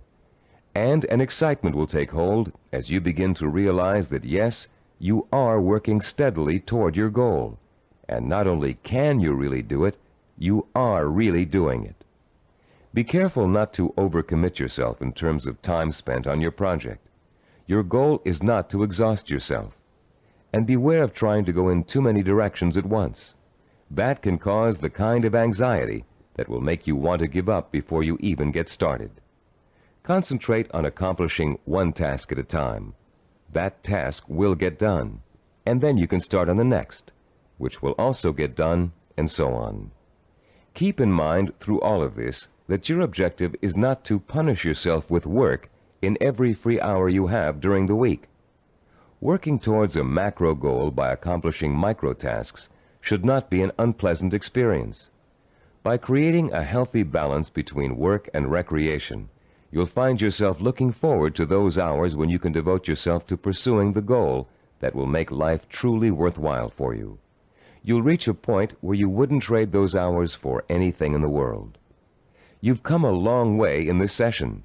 You've learned how to overcome the tendency to procrastinate, how to experience time quickening, and how to learn to value seasoning as inevitable in reaching any goal.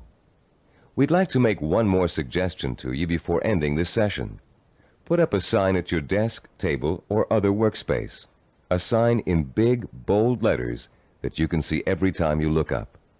This sign should say, "Use time or lose time." Let it serve as a constant reminder that time marches on, whether you're working toward your goal or not. And every minute that you are devoting to your micro projects is bringing you just a little bit closer to achieving your life's ambition. In the next session, you'll find out how self-disciplined achievers master the skills and knowledge they need to make their vision a reality.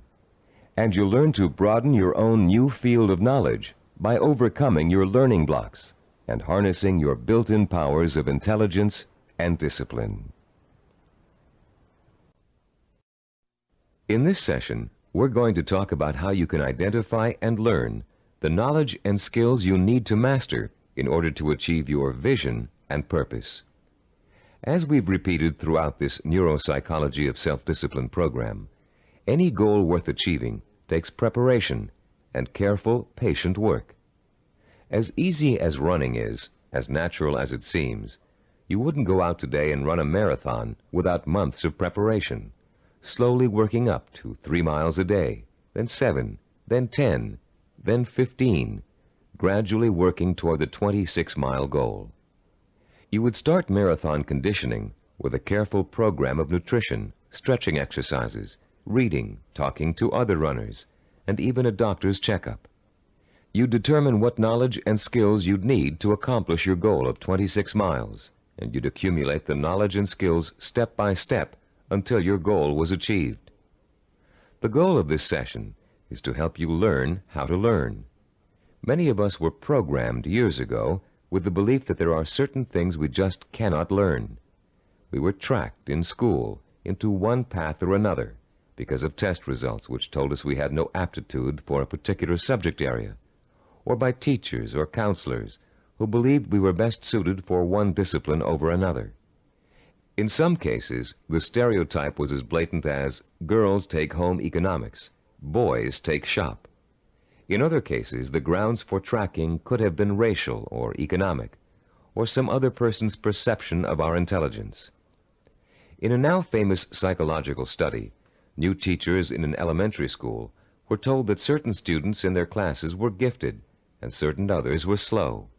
In truth, there was no measurable difference in the student performance up till that time. But by the end of the following semester, the students labeled gifted were doing work above grade level, while the slow students were performing below. The only thing which had changed was the teachers' attitudes toward the children. Much of our response to learning has been based on what we've been told about our ability to learn. In this session, you'll learn how to break through the learning barrier and clear away the mental blocks that have you falsely entrapped in the belief that you can't learn certain difficult subject matter and skills. You'll learn how to learn all over again, this time recognizing that your potential is as unlimited as your imagination. You, like other self-disciplined achievers, will know how and when to acquire the essential knowledge and skills that will enable you to achieve your goals. In our research into human achievement, we found that the world's most persistent and successful people had developed a four-step approach to learning that ensured they would successfully acquire the knowledge they need to achieve their goals. The process is a simple one. Listen carefully as we go over its basic components. First, they're able to determine what new skills and knowledge they must learn in order to achieve their goals. Second, they call into play their belief in their ability to learn. They believe they can learn any subject or skill, no matter how difficult it might be. Third, they're patient. They understand that acquiring new knowledge and skills is often a slow, step-by-step process that requires systematic trial and effort. No matter how young or how old, the learner must go through the same progression of acquiring knowledge and skills. And fourth, they develop their own effective, personalized system for learning, a simple learning formula they can apply to any subject matter to efficiently and thoroughly master goal-relevant knowledge and skills. Let's delve into each of these steps in turn to see how they can be applied to your own learning efforts. The first step of a learning program to acquire a new skill can be approached much like the planning work we dealt with in Session 7. You can design a similar flow chart with an activity box labeled Start and a box labeled Finish. The intermediate steps are, of course, other activity boxes. Activities which must take place at the same time must appear one above the other. The activities that follow each other in chronological order are listed from left to right. The activity that comes first is to the left of the activity on the right. Any research you have to do, consultations you have to make, background materials you have to accumulate, all are entered on your flowchart in the proper activity boxes. Let's assume for a moment you're just about to begin your first year of college. Your ambition is to become a neurologist. You know that to get into medical school, you have to excel in college pre-medicine. The thought of taking 4 years of math, chemistry, and biology seems pretty intimidating, and becomes even more intimidating when you realize that you have to have almost a straight A average in those subjects to be even considered for medical school admission. The intimidation would quickly go away if you could develop a 4-year visual network plan that outlines specifically what you had to learn and in what order you would have to learn it, year by year. Then, upon viewing the completed network plan, look at it and develop the deep inner belief that you have it in yourself to master each of the subject matter areas. Let's work through a visual network plan for successfully completing college pre-med. Granted, most of you listening to this program won't want to become medical doctors, but this example is applicable to any situation in which new knowledge and skills must be learned. Turn to Diagram 9.1 on pages 48 and 49 of your study guide. I'll pause a few moments while you find Diagram 9.1.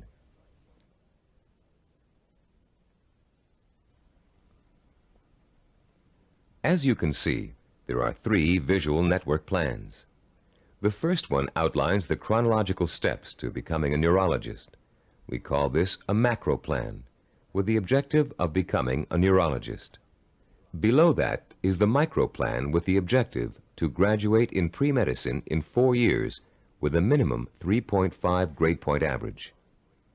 The micro plan is broken down into 2 levels. The first level is visually represented in 2 steps: the Start, labeled number 1, and Graduate with a Bachelor of Science in Pre-Med, labeled number 3. This first level has actually been extracted directly from the macro plan. Now look at page 49 and the Level 2 diagram. As you can see, Level 2 is an expanded version of Level 1. Through the study of the college course catalog, and after talking at length with college advisors, you have identified the pre-med requirements and have broken them down into a prerequisite chronological order. This visual network plan then serves as the step-by-step map for completing your pre-med program, the first step in your macro objective of becoming a neurologist. As you look at the visual network plan for completing pre-med, what type of emotions do you experience? Do you feel intimidated at the prospect of excelling in the hard sciences? Do you doubt your ability to learn such difficult subjects and to learn them so well that you finish each course at the top of your class? If you feel intimidated and experience doubt, then you probably won't make it. If you look at the plan and feel deep down inside that with enough effort, study, and application, you can master each of the courses, then you'll probably succeed. The difference, you see, is really not in ability or intelligence. Rather, it is an attitude, your belief in yourself. The belief in yourself as someone who is capable of learning is 90% of the learning hurdle. The other 10% is single-minded application mixed with ability. The belief in yourself as someone who has the ability to learn is the second step involved in the self-disciplined achiever's pursuit of goal-related knowledge and skills. Much of your own belief in yourself as someone who is capable of learning complex material may have been educated right out of you in school for a variety of reasons, some of which we explored at the beginning of this session. One major reason for this belief is a vicious cycle people get caught up in early in their learning experience. Take math, for example. Many people have learning blocks when it comes to math. They feel that they just don't have the aptitude to learn complex mathematical concepts. And they can prove this lack of ability to you from their grades and success in math classes. What most of these people lack is not the aptitude for math, but the application of self-discipline. Math requires progressive learning. You have to master one concept before you can go on to the next. If you miss a few steps in between, then it's really easy to get lost. And once you get lost, it's nearly impossible to catch up. To stay on top in math requires a daily effort of study. Most people who enter math because of their lack of self-discipline think that they can get by with a minimum of effort. Most of these people are intelligent. They can get by in most other courses by just coasting. They think they can do the same thing in math, but soon they get behind and can't catch up, and usually do poorly in the course. Then, after such an experience, they label themselves as poor in math. They carry this label with them throughout their lives. This label shades most of their decision-making when it comes to choosing courses of study and careers. Such people will avoid careers that require mathematical understanding because they think they don't have the aptitude.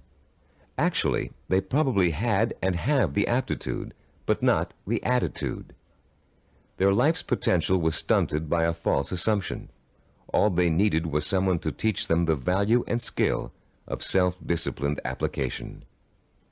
Most of the people we studied in the creation of the Neuropsychology of Self-Discipline program were not extra intelligent, but they did have a firm belief in their ability to learn anything and everything. To them, 90% of their ability to learn was their belief in their ability to learn. If you examine your own positive role models, you'll probably discover that few of them test out at genius level on intelligence tests. Most people think that Albert Einstein, for example, was a mathematical genius, when in actuality he flunked his college entrance exams and was a poor student in mathematics. As a youngster, he envisioned himself one evening riding through space on a beam of light. In his imagination, he sensorially experienced the theory of relativity. He knew what it was, but he was not able to explain it to others in a language they could understand. The only language was mathematics. Driven by his vision, he forced himself to learn mathematics. For Einstein, it was a day-by-day struggle, but he finally developed enough mathematical knowledge to simply express his experience mathematically. Einstein's theory of relativity and its mathematical expression ushered in the age of nuclear energy. Another scientist, whom most people attribute genius, was the inventor of the laser, Dr. Theodore Maiman. While at Stanford University, he flunked his PhD oral exams and had to take them over again. Learning didn't come easy for him. It was a daily, step-by-step struggle. Baseball hitting great and cybervision role model for its baseball neuromuscular training video cassette, Rod Carew, didn't make his high school baseball team because his coach thought he wasn't a good enough hitter. Since then, through thousands of hours of practice, Karl has won 7 American League batting titles and is one of 13 players ever to get more than 3,000 career hits. The list goes on. Famous author, philosopher, and scholar Leon Uris flunked high school English 3 times. Malcolm Forbes, publisher of Forbes magazine, one of the most successful business publications in the world, did not make the staff of his college newspaper. The editor said he lacked the basic skills of reporting and editorial writing. Steve DeVore, who founded Cybervision, speaks the Finnish language, considered by language experts to be the most difficult language for Western tongues to learn. Though he mastered this difficult language, he lays no claim to a superior intellect either. When I was 19, he told an interviewer, I was selected to go to Finland for 2 years of volunteer work. I had no foreign language ability at that time. In fact, I had nearly flunked out of high school French and Latin. So I thought of myself as having absolutely no ability to learn languages. With this negative attitude, DeVore entered an intensive language program for 2 months before he left for Finland. It was something like 16 hours a day with a group of 10 others. I finished last in the group, he recalls. DeVore went to Finland, where he spent 5 miserable months unable to communicate. I couldn't do anything. I was incredibly frustrated. I'd lose patience when people were talking. Then one day I went to the park, and in the park there was a man giving instructions to his dog in Finnish. The dog obviously understood him and was obeying all of his commands. I thought, this is ridiculous. I'm smarter than a dog. If a dog can understand Finnish, so can I. In the 2 months following this experience, DeVore became fluent in the Finnish language. He learned to speak Finnish so well that he served as a translator for American businessmen and their families traveling to Finland. Buoyed by the accomplishment of learning Finnish, DeVore returned home after 2 years and went back to college, where before he had been a lackluster C student because he was convinced he couldn't learn. He received straight A's and academic scholarships for the rest of his college and graduate school years. Which proves another point about learning, success, and attitude. Once you have successfully learned a subject or skill, it bolsters your confidence in your ability to learn other skills. Once you've proven to yourself that a negative concept you had was wrong, you begin to realize that all of your negative concepts may be wrong. What you couldn't do in the past, you can now do. You can do it because finally you believe you can do it. Breaking the cycle of a negative attitude may not be easy, but once you do, you'll be far less inclined to get back into the cycle. That's why small steps and small accomplishments are so important in pursuing a macro goal. You may look at a map for becoming a neurologist and say, I'll never get through all those math courses. But if you get 1 A in algebra, you'll realize that you can. Another way of expressing this is that success in learning begets more success. Once you have successfully learned a subject or skill, it bolsters your confidence in your ability to learn other skills. Your past, in which you may have been labeled or labeled yourself as a non-learner, is precisely that, your past. It is not your present. It has little relation to what you are capable of accomplishing now. What has happened to many of us is that we have been conditioned into a negative feedback loop where learning is concerned. The step-by-step accumulation of new skills is the way to break this loop and replace it with a much more positive cycle. Which brings us to the 3rd step in the learning process, the attitude and value that learning takes time and patience. Most of us, at the time we are exposed to our greatest concentration of education, haven't developed the necessary self-discipline skills to be able to take advantage of it. And why should we? We were only children.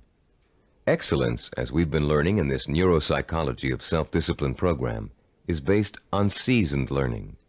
Skills like medicine, mathematics, chemistry, dance, law, music, pottery, writing, languages, architecture, masonry, carpentry, the list is endless.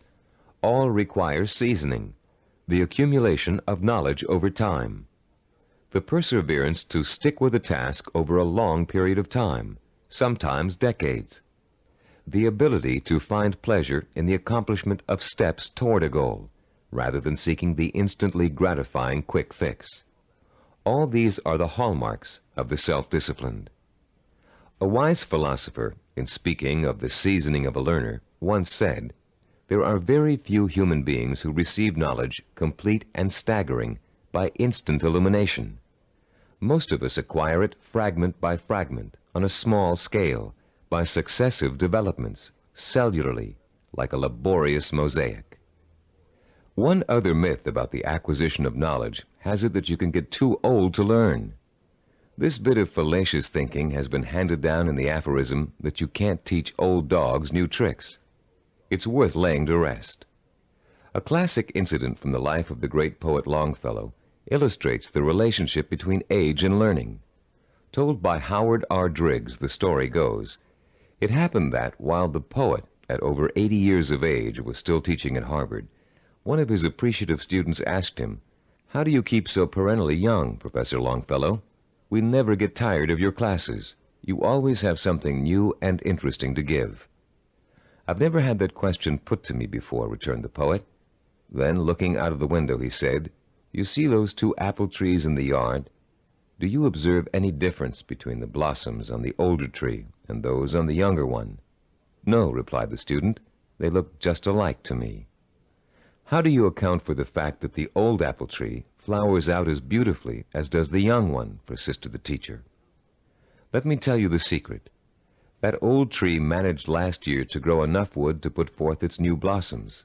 Blossoms, you know, always come on the new wood." "Oh, I see," said the young man. "To keep young, one must keep growing." "Yes," came the quiet response. Einstein, in his later years, was asked the secret of his ability to learn. His reply also illustrates the point and importance of lifelong learning. Einstein said, "The more I learn, the more I realize I don't know. The more I realize I don't know, the more I want to learn." Age should be no barrier to the acquisition of new knowledge and skills. If you have the self-discipline to see your efforts through, you can learn anything at any age. Let's now discuss the 4th step in the learning process, a set of tried and proven principles that work together as a system to make learning easy. If you'll turn this cassette over now, we'll introduce you to a very simple yet powerful system to learn effectively at any age, whatever the subject area. A recent movie called Educating Rita beautifully illustrates the points we're going to discuss in the remainder of this session. This film is about a working-class Englishwoman who has a dream about becoming educated. The film tells the story of a personal odyssey as she pursues her vision, her dream, in the face of incredible obstacles. She faces at one point or another during the story conflicts with work, with transportation, with her parents, with schedules, with her mentor's desire and ability to teach, with the disdain of other more educated students, and with a husband who wants her to stay home and make babies, not thesis. Through it all, she perseveres, driven by the dream of herself as an educated woman, a woman who can discuss important issues, who can commune with the great thinkers and writers who make up such a rich part of her English heritage. She burns with the fire of her vision, a vision rich in dignity and strength. It's a vision she can hear, smell, taste, touch, and see. The actress, Julie Waters, expresses her character's struggle to change, to improve, to better herself, with such credibility that you can see the woman, Rita, change before your very eyes. There was nothing abstract about Rita's quest for education. Each book she read, each class she took, each time she met with her advisor or participated in a class discussion, was a visible step toward the completion of her goal. It was extraordinarily obvious how closely her vision and her process of learning were interconnected. Sometimes that connection is less obvious. So that's what the remainder of this session will speak to: how to recognize the connection between learning and the successful achievement of your goals. Learning is not simply the rote memorization of useless facts, or even useful facts. Of course, we're all aware that in 1492, Columbus sailed the ocean blue. But what does that have to do with our vision? The same lack of relationship to vision is often true with our attempts to understand abstract principles, as in mathematics, chemistry, or physics. They are very difficult to learn and use if we cannot see the direct applications to our everyday lives, to the pursuit of our purpose and vision. We ask ourselves, how is this going to help me in achieving my vision? Cybervision founder Steve DeVore recalls signing up for a course in statistics when he was attending graduate school. He hadn't taken the prerequisite higher math courses, but had gotten permission from the instructor to take the course anyway. DeVore's instructor, however, issued a dire warning at the beginning. Without those prerequisite courses, DeVore stood a good chance of failing. But forewarned is forearmed, and DeVore found a way to overcome his lack of preparation. The first week of class, he found himself swamped with mathematical concepts that were abstract and confusing. The only way I could make sense out of what was going on, he says, was to take each abstract principle and make it concrete. Instead of talking about X's, Y's, and Z's, I made them into apples and oranges, and I ended up with the second highest grade in the class. I find this concreteness also ties into vision, DeVore continues. Whenever you have to learn something that seems beyond your grasp, remember your vision and why you have to learn it. Then it will seem real and vital, and you'll have an easier time dealing with it. Whatever you have to learn, no matter how abstract or detailed the information, if it's necessary for your vision, then you can embody that information with your vision. Then it becomes something real and vital. You can put a handle on it. You have a reference for it. You've been learning the importance of vision all throughout this program. The sensory-rich, detailed kind of vision you created in Session 6 and are continuing to create on a daily basis. Making those visions concrete, you'll recall, sometimes even involved putting clippings or photographs of a desired goal upon the wall. This kind of work to strengthen vision is also at the heart of learning. As I promised earlier, I'm about to introduce you to a powerfully effective, easy-to-learn method of learning that will carry you through the rest of your life. This four-part learning system is the application of certain principles that reveal themselves in the course of our research with self-disciplined achievers. Learning and applying these principles will enable you to approach any subject matter with confidence and thoroughly learn the material no matter how difficult it might be. We call this system mega-learning. We use the word mega to connote power. The power to achieve you acquire through the acquisition and application of knowledge. Let me quickly preview each of the 4 steps and then look at the process in greater detail. First, recognize the need to learn a principle. Second, relate the principle to your personal vision or goal. Third, internalize the principle by relating it to your own experience. And fourth, apply the principle in action. Let's examine each of these 4 steps in turn. First, recognize your need to learn new information and skills. You cannot reach your goal without getting an education first. This doesn't necessarily mean attending school. It means identifying the key skills and competencies that you must master if you are successfully going to reach your goal. Ask yourself, will I achieve my goal without this knowledge or skill? If your answer is no, then you have a strong motivation for learning. Your learning is now crucial, for without it, your road to achievement is blocked. Learning is a lot easier if you have a specific reason to learn. Once you recognize that you have a need to learn, you've taken the first step toward achieving your goal. Step 2 is simply asking yourself, how can I use this? How will it help me fulfill my vision? Imagine yourself achieving your goal and using the new knowledge and skills you are about to learn.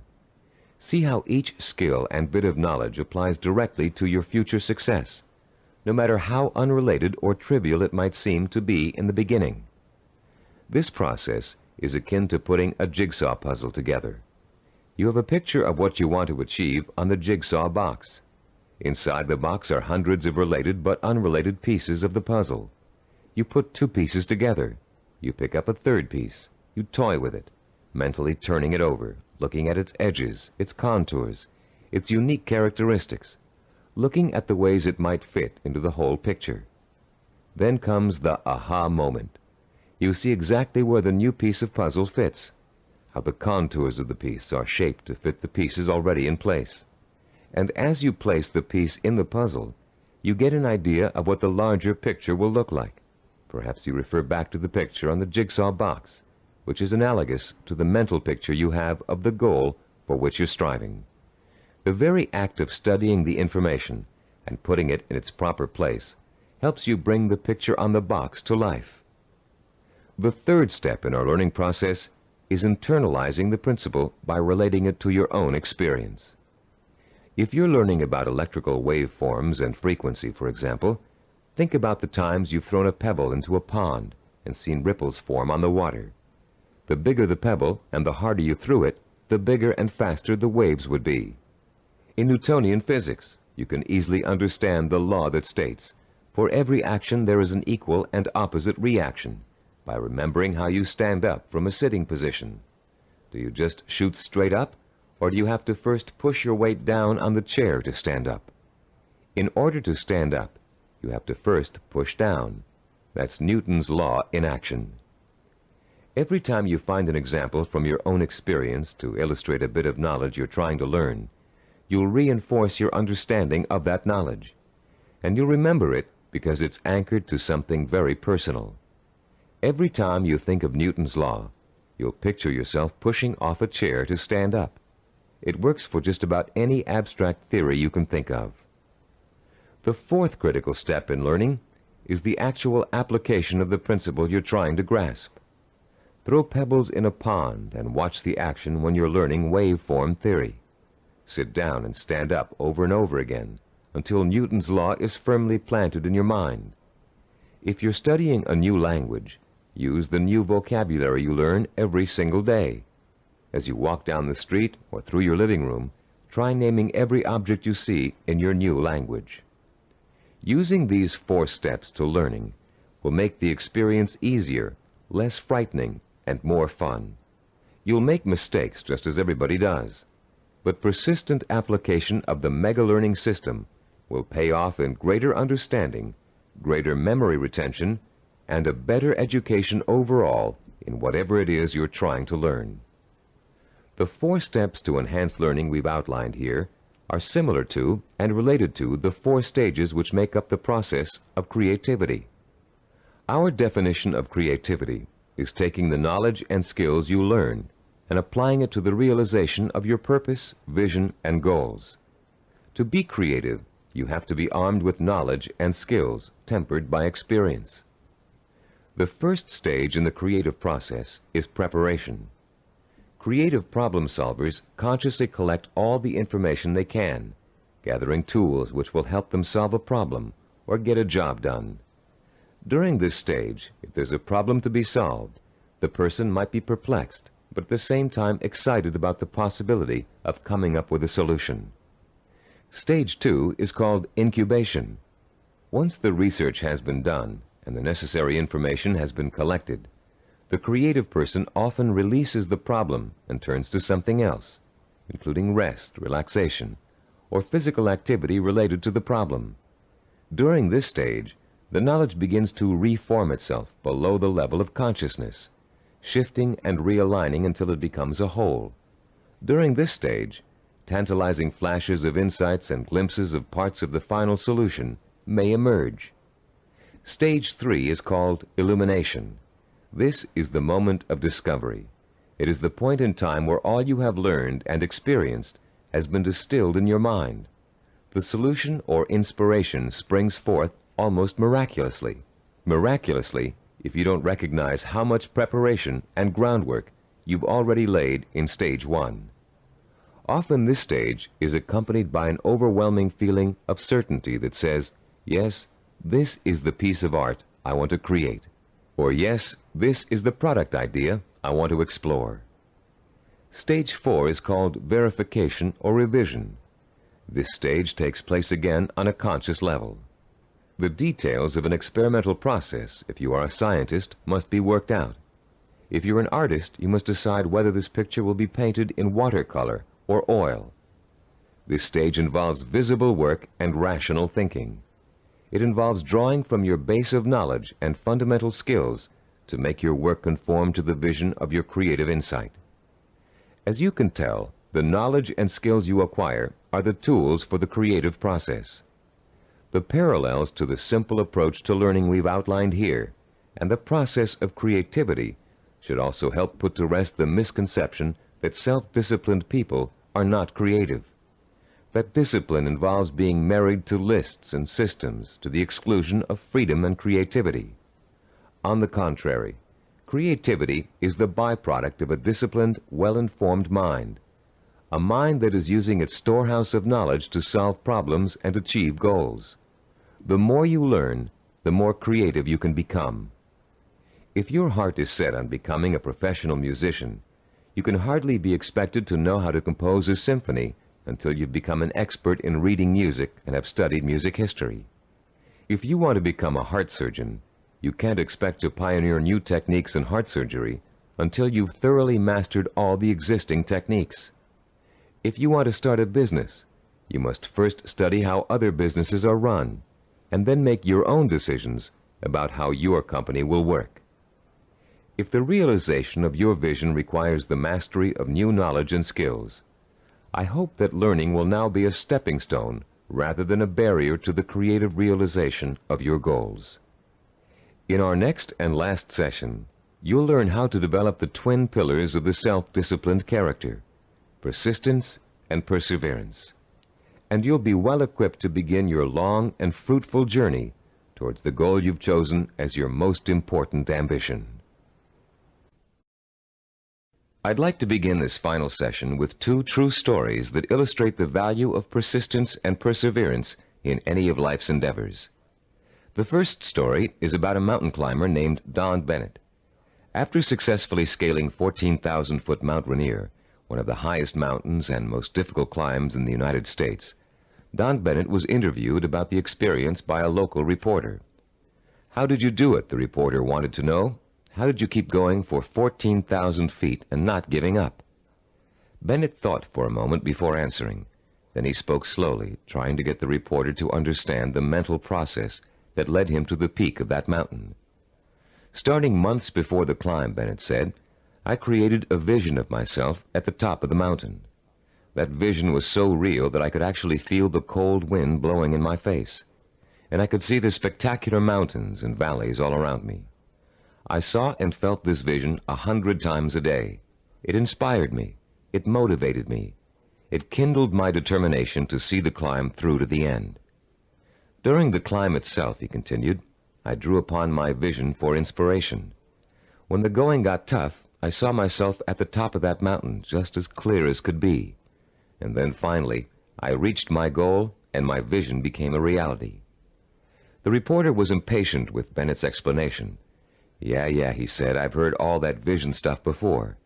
But that doesn't explain how you did it. You're an amputee.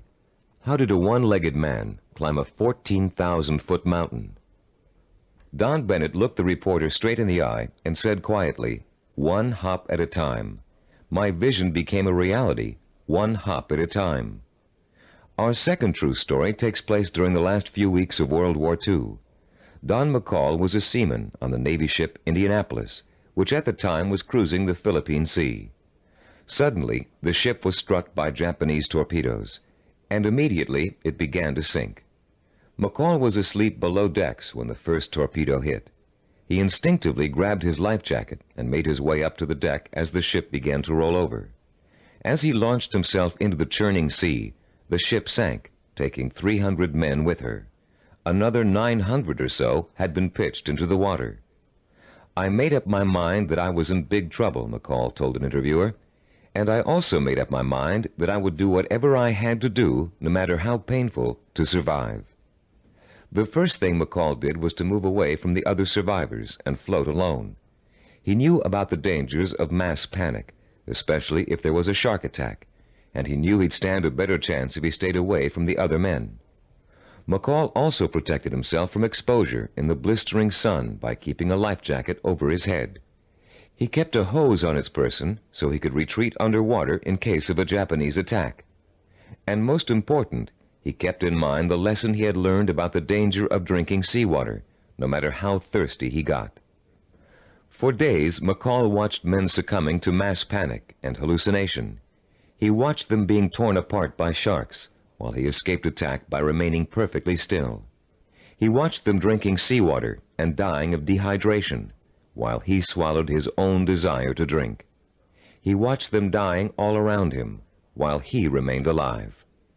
4 days later, a Navy patrol boat plucked an exhausted 90-pound McCall out of the sea. He had survived 4 days without food or drink in the blistering sun, in shark-infested waters. An incredible feat, and he had proved the power of self-discipline even in holding death at bay. Like mountain climber Don Bennett, McCall never lost sight of his vision, staying alive. He used all his knowledge and skill to make that vision come true. He resisted drinking seawater to get immediate gratification of his thirst, which would have killed him. And he found creative solutions to the problems of exposure to the sun and Japanese attack.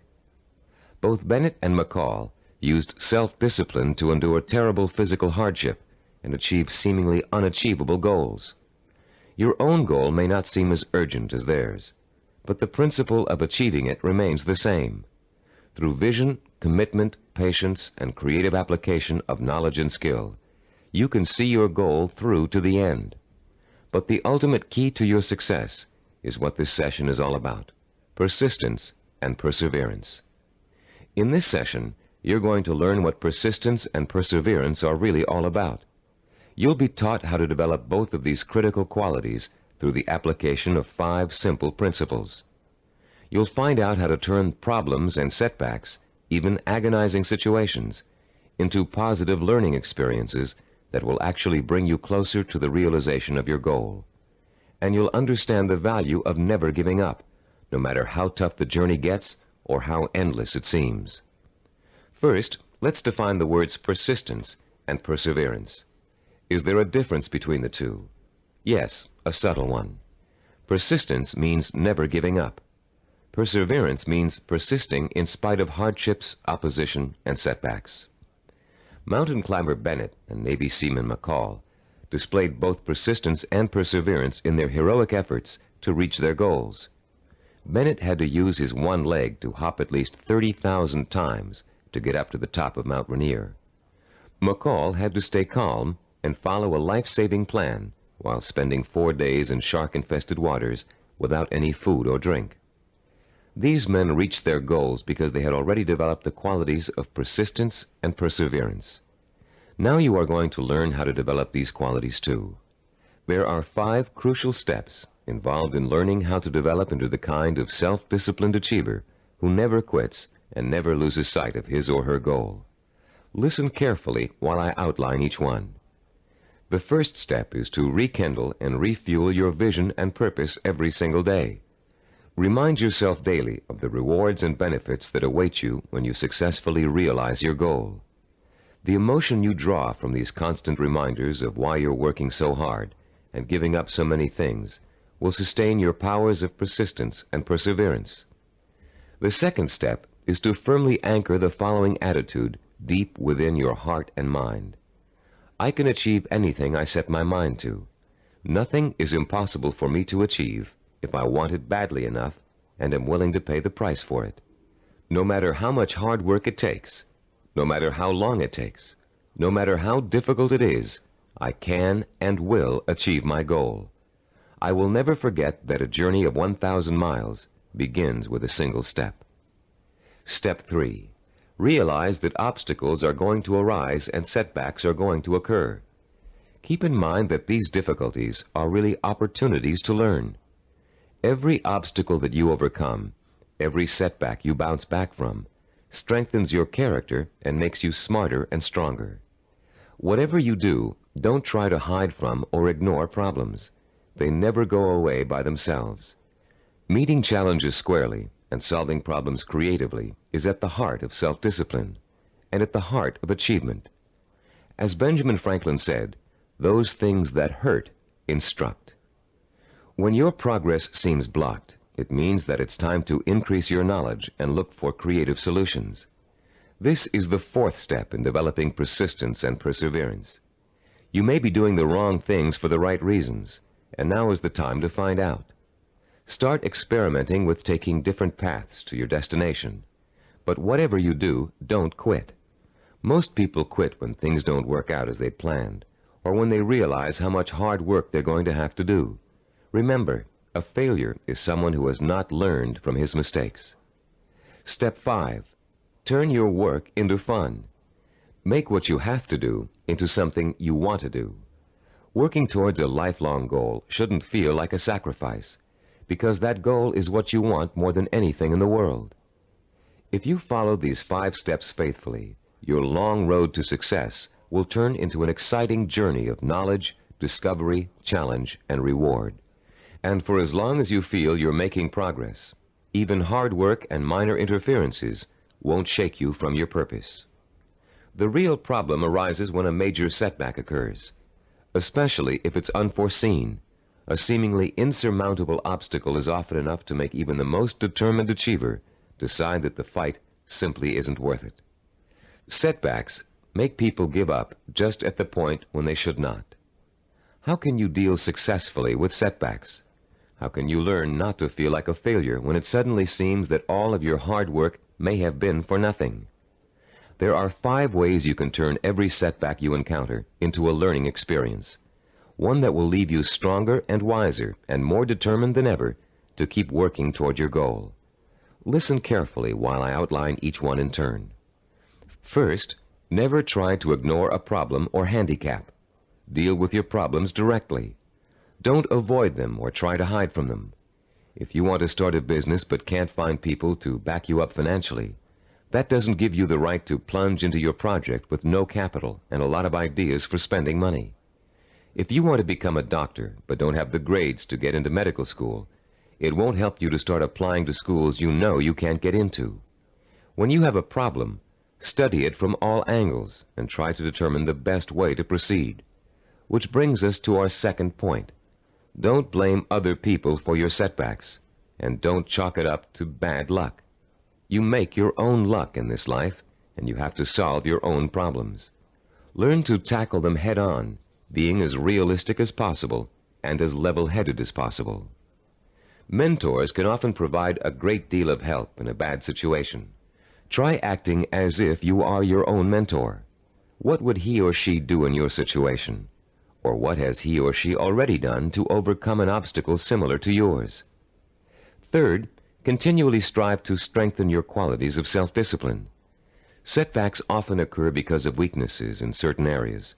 Try to turn those weaknesses into strengths. Be your own severest critic, but not your own worst enemy. Don't tell yourself, I failed. Tell yourself, I slipped, but I'm going to pick myself up and go on. Fourth, in almost every setback, there's a seed of opportunity, a silver lining, if you will. Find it and use it. You may find yourself taking a slightly different path to achieving your goal than you first imagined, but you'll get there just the same. Take the new path and see where it leads you. Following this philosophy helps take the emotional sting out of setbacks and is a good antidote for discouragement, and it's a healthier way to react to a bad situation than deciding to give up. Fifth, always remember that no matter how difficult a problem is, or how insurmountable it seems, there's always a solution. A problem is only really a problem if you think you can't solve it. If you take the attitude that every problem has a solution, and you approach your problem with an open and creative mind, you'll find that solution. A young woman we know named Karl Pribram was faced with and managed to overcome the kind of setbacks that might make anybody want to give up. Her story is so inspiring that we'd like to end this session with her example of what it's like to be a self-disciplined achiever who never quits no matter what. At 26, Karl had a degree in marketing and a good job as a marketing assistant, with an eye to moving up in the company she worked for as soon as there was an opening for a higher position. Karl had diabetes, diagnosed when she was 12, but had always been able to keep it under control with insulin shots, and had always lived a perfectly normal, relatively healthy life. In the spring of Karl's 26th year, she began having trouble with her eyes. Doctors told her that her diabetes was causing her to slowly lose her eyesight. At first, Karl refused to believe it, but when she began having trouble driving, she realized the doctors were right, and she would have to re-evaluate her job and her purpose in life to deal with the problem of approaching blindness. But before Karl could come up with a solution to that problem, her kidneys also began to fail. Ultimately, she needed a kidney transplant, which was done successfully when she turned 27. Everything seemed to be going fine when a sudden episode of insulin shock left Karl paralyzed from the waist down. Karl recalls wanting to quit then and there. At that point, I just wanted to go to sleep and never wake up. The depression got so bad that I realized I couldn't go on this way. I only had one choice, and that was to get myself out of this. Slowly, Karl regained her strength, learning to walk again with the aid of physical therapy. She rewarded herself for her progress by making a trip across the country alone to visit her parents for Thanksgiving. A trip friends tried to dissuade her from taking, but which proved to Karl that she could still make it on her own. Today, Karl is attending college, studying for a master's degree in rehabilitative education. She has decided to spend the rest of her life helping people face and overcome problems like hers. She is completely blind and still walks with a cane, but that has not stopped her from pursuing a goal many healthy people would find difficult to achieve. The key to reaching any goal is to develop the strength of character that makes you refuse to give up, no matter how bad things look. The most amazing thing about persistence and perseverance is that they make it almost impossible for you not to succeed in your endeavors. In this session, you've learned the importance of not being a quitter, of learning from your mistakes, and of keeping an open mind when it comes to finding creative solutions to problems you may think are unsolvable. In the next session, we're going to review everything you've learned in the Neuropsychology of Self-Discipline program and give you some tips for developing the lifelong habit of self-discipline. We're now coming to the end of the Neuropsychology of Self-Discipline, and now is a good time to reflect on what you've learned and how far you've come. It's also a good time to start thinking about how you're going to maintain and develop your self-disciplined character for the rest of your life, because the process of becoming an achiever never really ends. In the years to come, you'll find yourself learning from trial and error, from accomplishments, from setbacks, from disappointments, from rewards, from the feeling of satisfaction you get when a job has been well done. The more you achieve, the more you'll learn one of the greatest secrets of achievement. Success breeds success. Every small step you take on the road to your goal will make it easier to take the next step. And once you've achieved your goal, you'll probably find that there's another goal you want to achieve. Along the way, you'll delight in the process of watching yourself in action, making corrections in your methods and strategies as you strive toward your ultimate goal and the hundreds of smaller goals you will successfully reach on the way. Let's talk about the milestones you've already passed. In Session 1, which you listened to some time ago, you uncovered the master key to your highest potential, self-discipline. We define self-discipline as the ability to work systematically and progressively toward a goal, to become positively obsessed with that goal, and to let that obsession lead you to accomplishment. We talked about the problems caused by lack of self-discipline. We learned about the waste of potential, the drifting from job to job, from relationship to relationship, of the person who has no real sense of purpose and an undisciplined approach to life in general. We also talked about the problems of wanting immediate gratification and how that always leads to failure because it means refusing to pay for success with hard work. There is no other way to be successful except through hard work. The words pay for shouldn't bother you. All accomplishments come with a price tag, just like something you might want to buy. And just as you will save for an item you really want to buy, cutting your budget and making financial sacrifices, you should also be willing to make sacrifices in order to reach your goal. You may have to give up time, recreational activities, other priorities in your life. But it won't be difficult to do, because reaching your goal will become a more important source of pleasure. In Session 2, you were introduced to the 10 characteristics of the self-disciplined achiever. These characteristics served as a model against which you could compare your own strengths and weaknesses. Let's review them quickly now to refresh your memory and see how far you've come in absorbing the principles of this program. First, self-disciplined achievers have a strong sense of purpose. They have a cause or direction to which they have chosen to dedicate their lives. This cause gives them meaning in their lives and a reason to exist. Second, the self-disciplined seek out positive role models, called mentors, to teach them how to best approach their goal and overcome setbacks and obstacles along the way. Third, self-disciplined achievers use sensory images to provoke the kind of emotion that keeps them working toward their goal for as long as it takes to achieve it. Fourth, those possessing an iron will dwell on the fulfillment of their vision rather than on fear and failure. They have a positive attitude toward themselves and their goal and refuse to let setbacks get them down. Fifth, the self-disciplined achiever has a deep-rooted belief in his or her ability to achieve.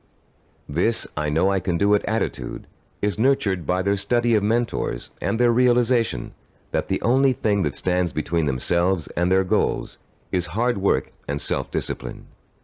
Sixth, self-disciplined achievers have the ability to plan and organize. They know that a goal can never successfully be reached in a haphazard way. They understand that they must map out a blueprint for success if they are ever to realize their highest ambitions. Seventh, they know how and when to acquire the essential knowledge and skills they need to achieve their goals. This comes from the planning and organization work they did earlier. Eighth, self-disciplined achievers have patience. They understand the concept of seasoning and its importance in reaching any goal. Time does not frighten them. Ninth, people who achieve their goals do so through persistence and perseverance. They are stubborn in their efforts to achieve, and they never give up. 10th, self-disciplined achievers have a mature attitude toward pleasure. Rather than seeking any diversion that will temporarily make them feel better, they take the most pleasure in doing the work that will help them achieve their goal. How many of these 10 characteristics did you remember? We suggest you play Session 2 over and over again until you can recall every one of them without prompting. Making these qualities a part of your own personality is what acquiring self-discipline is all about. And the more you listen to them, the more you think about them, the more they will become a part of your own life. In Session 3, we delved deeply into the scientific basis for this program. You learned how the key to success is developing the kind of constant internal motivation that keeps you on course through problems and setbacks, through temporary boredom or fatigue, through periods of doubt or discouragement. And you found out why other motivational programs fail to give you the sustenance you need to pursue your goal for weeks, months, or years. You learned about Dr. Karl Pribram's research into images of achievement and the critical role they play in motivating people to be successful. Dr. Pribram's discovery of the power of sensory-rich images to provoke the drive of motivation made the creation of this unique program possible. In Session 4, we discussed the power of purpose. Here you learn to focus your energy like a laser beam on what you want to accomplish. You learned how your macro or major purpose really could be broken down into a series of micro or minor achievements. You heard examples of how well-known achievers tackled major goals by turning them into step-by-step plans for success that they could deal with one at a time. In the same session, you participated in a fascinating exercise that let you pinpoint, perhaps for the first time, what your most important goal in life really is. You then used that goal to create a statement of purpose that would stand as a beacon in your quest for achievement. In Session 5, we talked about mentors and role models. You learned about the process of modeling, the basis for human learning. We talked about how models are both a blueprint and an inspiration for our own activity and our own growth.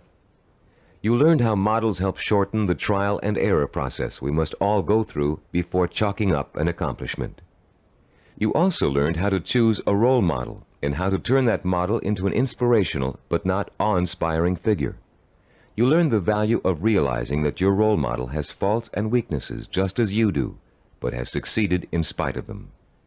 In Session 6, you learned how to translate your purpose into sensory images that would fuel your inner fire of determination and ambition. And you learn how to daily reinforce your mental images of achievement, to make them a permanent part of your body and mind. In Session 7, you were introduced to visual network planning. This planning system applies to any endeavor, from making a movie to making a run for the presidency. The system works by breaking down what you want to accomplish into logical building blocks. It helps you keep track of your achievements over a long period of time, and is a reward in itself for work well done. In the same session, you learned to become a storyteller. The story was that of your own success. You used your rich powers of imagination and your best verbal skills to detail the steps you took to accomplish your most important goals. In Session 8, you learned about the self-disciplined achiever's attitude toward time. You learned how achievers value patience, how they oppose the kind of quick-fix mentality that leads to general dissatisfaction with life, and how they use single-minded hard work to experience time quickening, a sensation that time is passing much more rapidly than it really is. You also learned about the problem of procrastination, its psychological causes, and the ways in which you can overcome it. You learned why it is considered the single most important cause of failure, and why it's so important for you to develop a do-it-now attitude before you try to do anything else. In Session 9, you learned how to plan to acquire the knowledge and skills you need in order to achieve your goals. You were introduced to the concept of mega-learning, a powerful four-step system that enables you to master any subject, no matter how difficult or complex. You also learned how knowledge is the building block of creativity. You were introduced to a four-step process that lets you creatively channel your knowledge toward the kind of action that will help you achieve your goals. And you learned that your belief in your ability to learn is 90% of the learning process. Finally, in Session 10, you learned how to develop the powers of persistence and perseverance, the critical characteristics that will see you through to the successful completion of your vision and purpose, no matter how long it takes or how difficult it is. You heard several inspiring stories about people who persevered and achieved their goals through extreme hardship and even physical danger. And now, as we come to the conclusion of this program, I'd like to point out that acquiring self-discipline is a never-ending process. There won't come a day when you wake up in the morning and say, "Yes, I'm finally self-disciplined now. There's nothing more I need to do to develop strength of character and determination of will." Self-discipline requires a lifetime of commitment. This doesn't mean you won't develop the habits of self-discipline in a relatively short period of time. It simply means that you must always be vigilant about how you are approaching your goals and what your purpose in life really is. It's all too easy to get sidetracked in something that feels comfortable, but is not what you really set out to achieve. Every small victory will become a cause for celebration, and a chance to renew your faith in your own ability to achieve whatever it is you want in life. And as you achieve it, you will find yourself becoming the kind of person you've always admired, the kind of person who could pursue a goal so single-mindedly, so stubbornly, and so patiently that he or she could not help but achieve it. I'm Richard Gebhardt. Thank you for joining me in this Cybervision program.